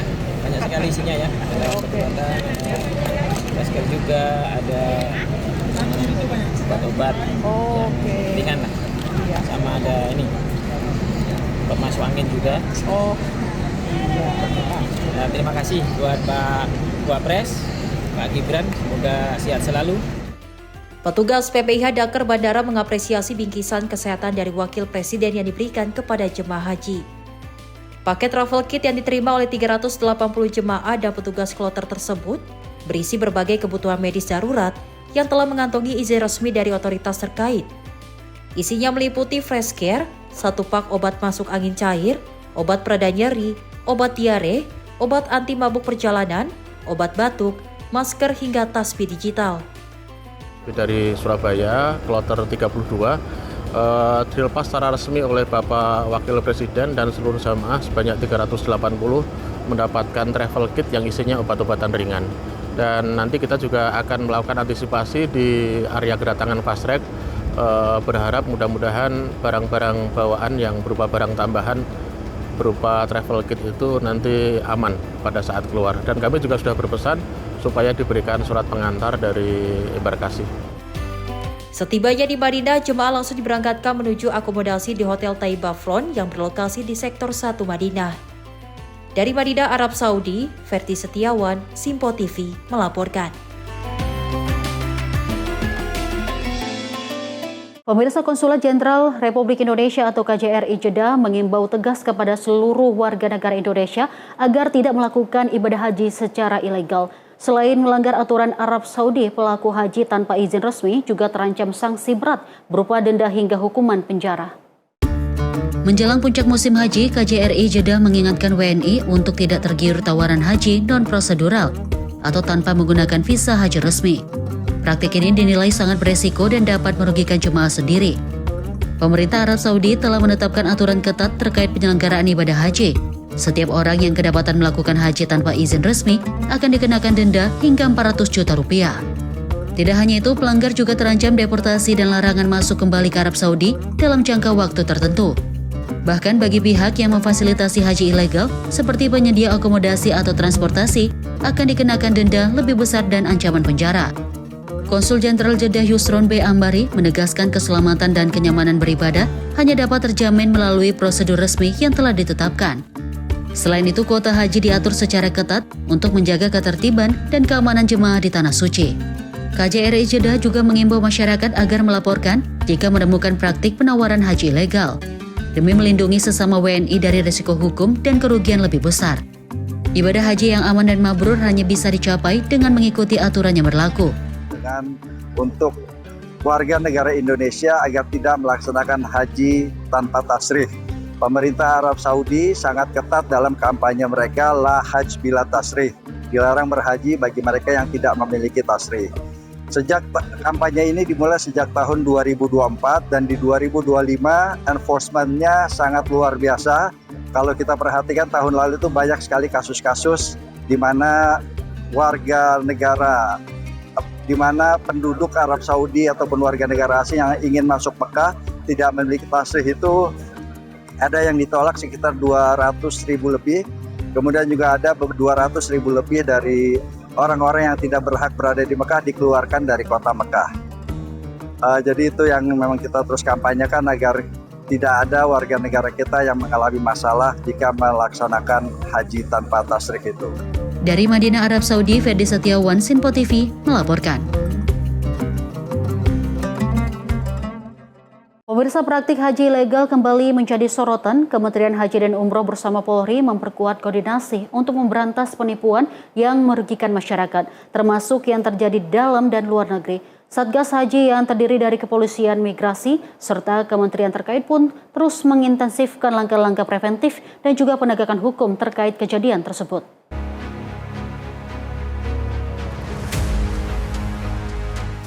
Wakil Menteri Haji dan Umroh Dahnil Anzar menggelar pertemuan dengan Wakapolri, Komjen Dedi Prasetyo di Mabes Polri Jakarta. Pertemuan membahas perkembangan penanganan dan pencegahan praktik haji ilegal yang kian marak.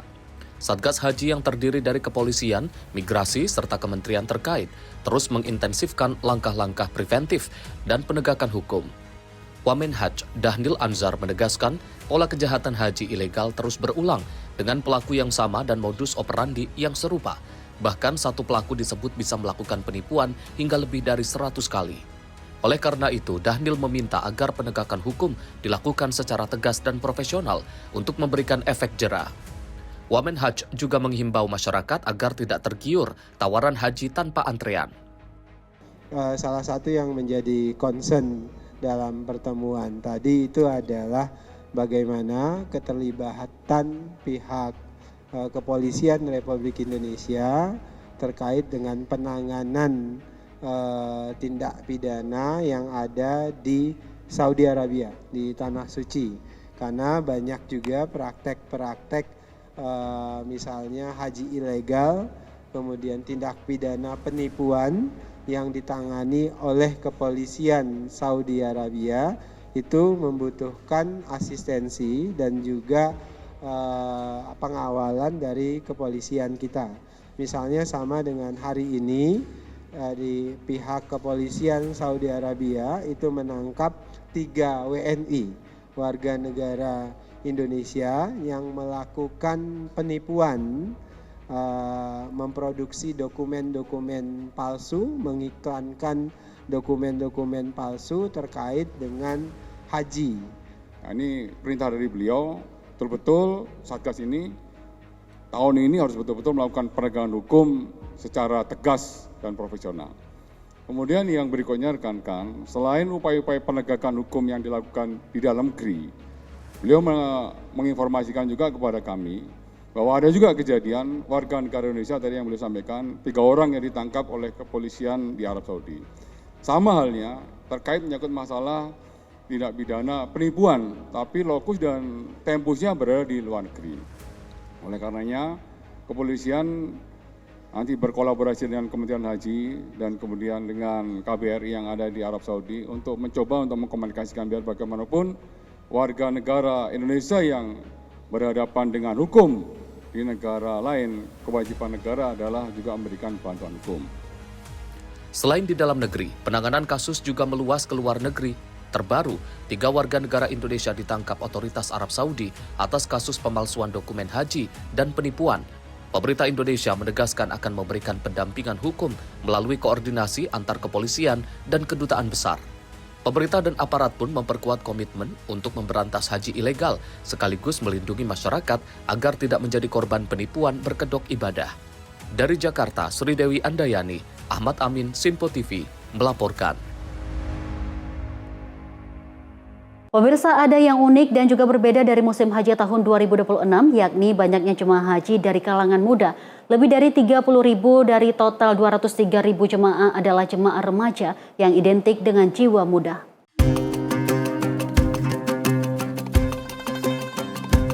Di tengah gaya hidup serba cepat dan digital, siapa sangka semakin banyak generasi muda atau Gen Z yang justru memilih jalan spiritual.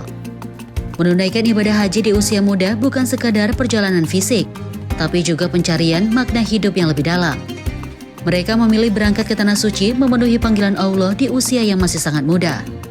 Inilah yang dilakukan oleh 3 jemaah haji muda asal Pekanbaru Riau ini.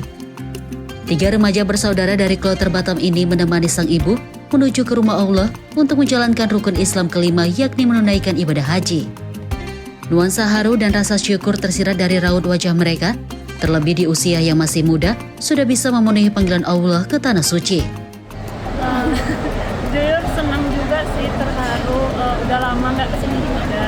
Terus diberikan kesempatan untuk dapat menunaikan ibadah haji di usia yang muda. Semoga bisa sehat walafiat sampai itu. Lebih senang aja, cuman ada deg-degannya juga, kayak takut. Ibadah haji bagi Gen Z bukan hanyalah ritual, tapi juga momentum refleksi diri.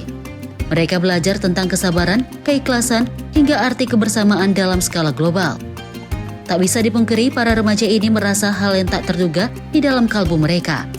Mereka seolah tak percaya sekarang sudah berada di Madinah, Arab Saudi. Terharu juga, iya, sedih nggak nyangka juga kan bisa nyampe di sini di umur 24 tahun gitu. Udah dari lama juga kepengen kesini gitu kan. Tapi mungkin menggantikannya dengan cara menggantikan ayah gitu. Pergi sini dengan cara menggantikan ayah. Nggak kebayang sih, soalnya kan semalam belum ada mimpi-mimpi kesini. Cuman pas di pesawat udah adalah mimpi. Oh, kayak mana ya Tanah Suci itu, gimana ya. Senang dan terharu banget karena usia muda udah bisa sampai ke sini. Di tengah jutaan manusia dari berbagai negara, kehadiran generasi Z di Tanah Suci mungkin seperti butiran debu. Namun perbedaan status itu seakan hilang karena nantinya semua setara dalam balutan ihram. Kesempatan bisa menunaikan haji di usia belia ini, mereka anggap sebagai anugerah dari Sang Pencipta. Rasain aja dulu, kita jalanin aja dulu. Nanti kalau masalah kedepannya itu kita serahkan aja sama Allah lagi. Semoga diberikan kesempatan dapat kembali ke sini. Juga selalu sehat, terus juga diberi banyak umur. Dengan saya menggantikan posisi ayah bisa maksimal ibadahnya, jadi kesempatan ini nggak sia-sia diberikan kepada saya. Di tempat inilah banyak anak muda menemukan titik balik hidup mereka. Hal ini menjadi harapan baru bahwa generasi muda tak hanya menjadi agen perubahan di dunia digital, tapi juga penjaga nilai-nilai spiritual di masa depan.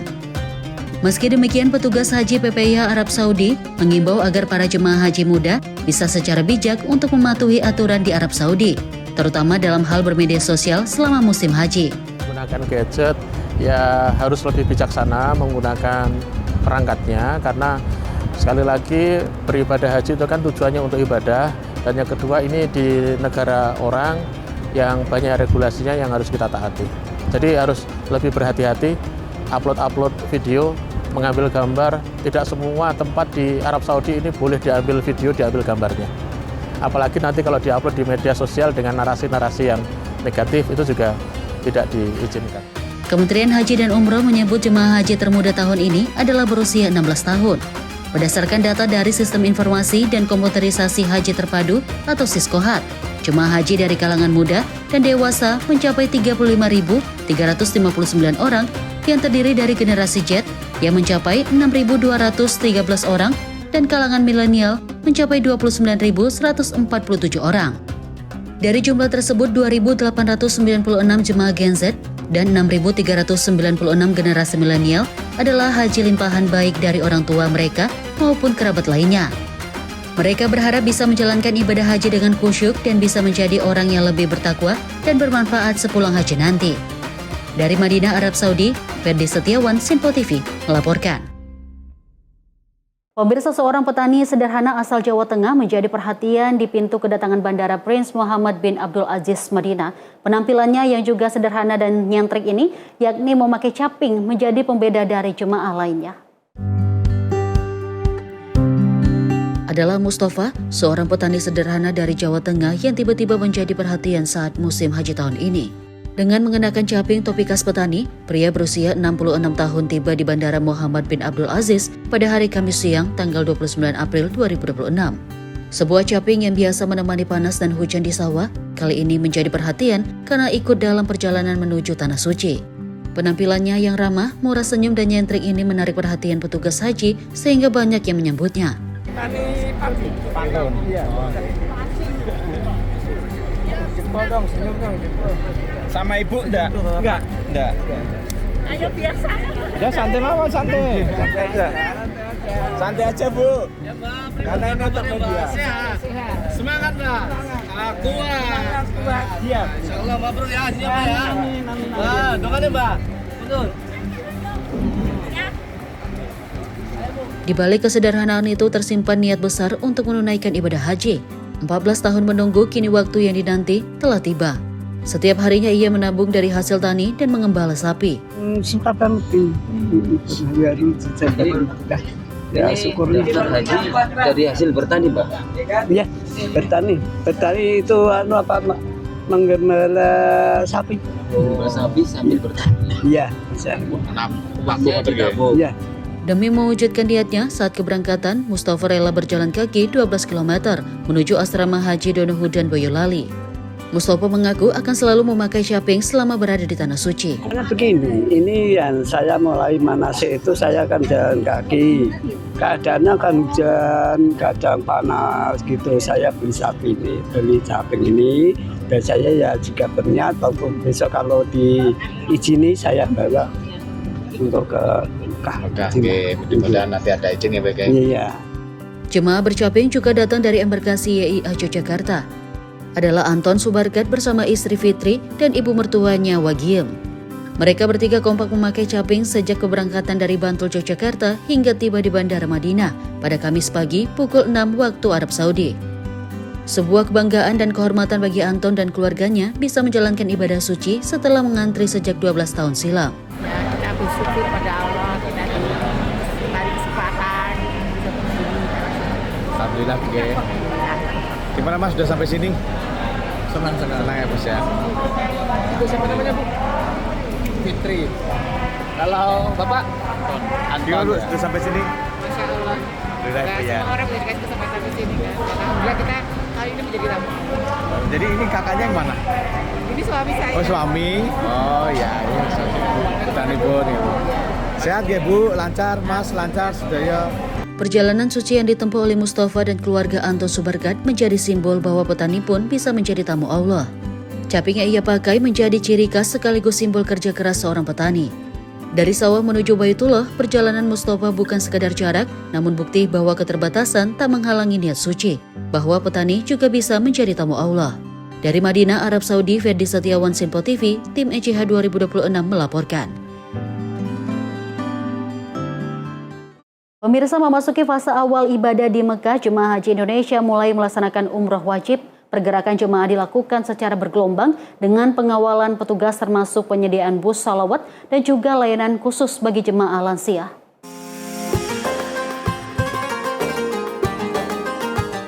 Aktivitas ibadah jemaah haji Indonesia di Mekah mulai meningkat. Setelah beristirahat, jemaah berangkat menuju Masjidil Haram untuk menunaikan umrah wajib. Mobilitas jemaah difasilitasi bus salawat yang beroperasi non-stop dari sektor pemukiman. Jemaah diangkut menuju titik terdekat dengan kawasan Ka'bah. Setibanya di lokasi, jemaah langsung menuju area masjid untuk melaksanakan tawaf dan sa'i. Mereka berbaur dengan jutaan jemaah dari berbagai negara. Petugas haji disiagakan di berbagai titik untuk memastikan keamanan dan keteraturan rombongan. Layanan khusus diberikan kepada jemaah lansia dan risiko tinggi. Petugas membantu mendorong kursi roda agar jemaah tetap dapat menyelesaikan rangkaian ibadah. Proses umroh wajib ini menjadi tahap awal adaptasi jemaah haji Indonesia di Mekah sebelum memasuki rangkaian puncak ibadah haji. Petugas mengimbau jemaah untuk menjaga kesehatan dan mematuhi arahan demi kelancaran ibadah. Dari Mekah, Arab Saudi, Ferdi Setiawan, Simpo TV, tim ECH 2026 melaporkan.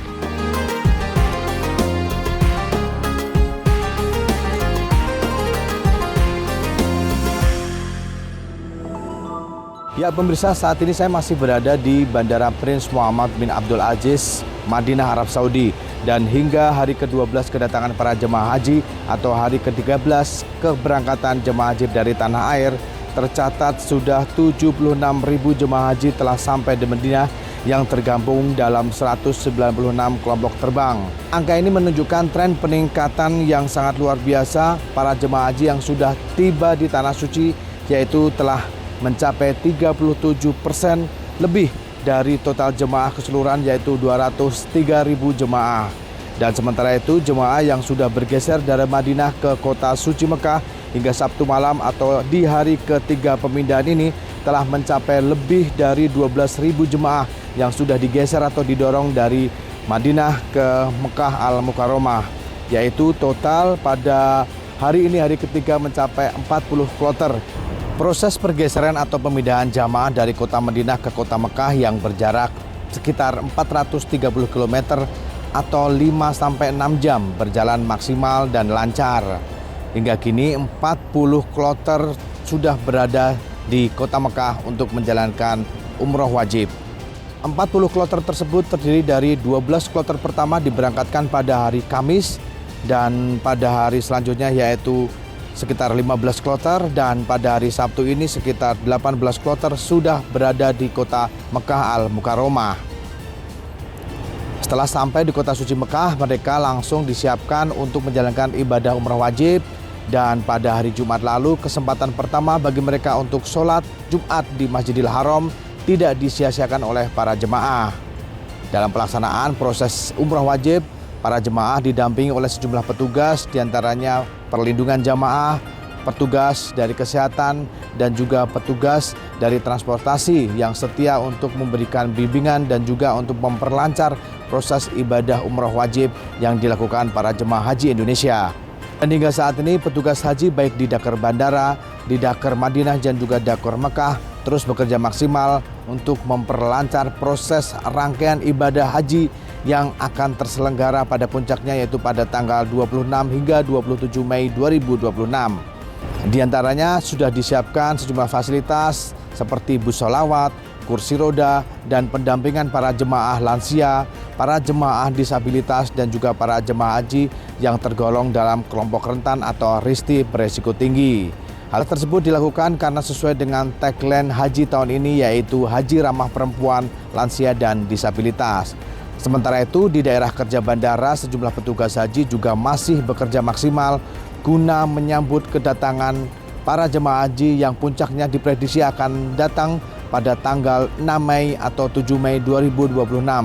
Pada saat bersamaan, jamaah terakhir tiba di Bandara Madinah pada tanggal 7 dini hari dan pada saat yang bersamaan akan juga tiba jamaah perdana kali gelombang kedua di Bandara King Abdul Aziz Jeddah pada tanggal 7 Mei.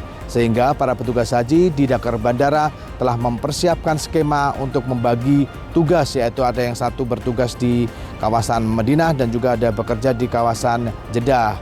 Hal tersebut dilakukan untuk memberikan pelayanan yang maksimal sehingga para jamaah haji menjadi nyaman dan lancar ketika mendarat pertama kali di Tanah Suci. Dan berikut pernyataan dari Kepala PPIH Bandara, Bapak Abdul Basir. Untuk skema kedatangan jamaah dari tanggal 7 sudah kami siapkan dan kami juga sudah mulai mapping petugas yang nanti akan diberangkatkan lebih awal dan petugas yang nanti akan masih standby di Madinah untuk menyelesaikan penerimaan kedatangan di Madinah. Terakhir rencananya kedatangan di Madinah itu 7 Mei dini hari sekitar pukul 1 atau pukul 2 pagi. Dan itu sudah biasa buat teman-teman bandara, nanti kita siapkan semuanya. Insya Allah terkendali dan terencana dengan baik. Nah pemirsa, hingga saat ini proses pemindahan jemaah dari kota Madinah ke Mekah terus dilakukan berangsur-angsur per hari, bahkan bisa mencapai sekitar 5.000 jemaah yang terbagi dalam beberapa kloter.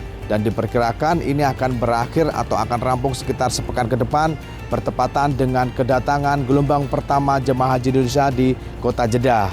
Kita semua berharap, kami sebagai petugas juga menghimbau kepada para jemaah baik yang sudah berada di Mekah, yang ada di Madinah maupun yang ada di tanah air untuk mempersiapkan diri secara fisik dan juga mental khususnya terkait dengan potensi suhu ekstrim yang diprediksi akan terjadi pada puncak musim haji tahun ini. Saat ini saja di Bandara Madinah tempat saya berdiri ini sudah terjadi peralihan musim ke musim kemarau atau musim panas yang diperkirakan suhunya bisa mencapai 40 derajat Celcius. Terlebih pada saat puncak haji nanti di Musdalifah, Mina, dan juga Arafah, suhu diperkirakan juga akan semakin meningkat terkait dengan musim panas yang terjadi pada musim haji tahun ini. Mari kita semua berharap agar para petugas haji dan juga para jemaah haji bisa bersinergi sehingga proses ibadah haji para jemaah haji Indonesia bisa berjalan dengan lancar dan pulang ke tanah air bisa menjadi haji yang mabrur. Dari Madinah Al-Munawwaroh, Arab Saudi, Ferdi Setiawan, Sinpo TV, Tim Media Center Haji 2026 melaporkan. Pemirsa, informasi tadi menutup perjumpaan kita di Menyapa Indonesia pagi hari ini. Mewakili kru yang bertugas, saya Dewi Manik pamit. Terima kasih atas kebersamaan Anda. Selamat pagi, sampai jumpa.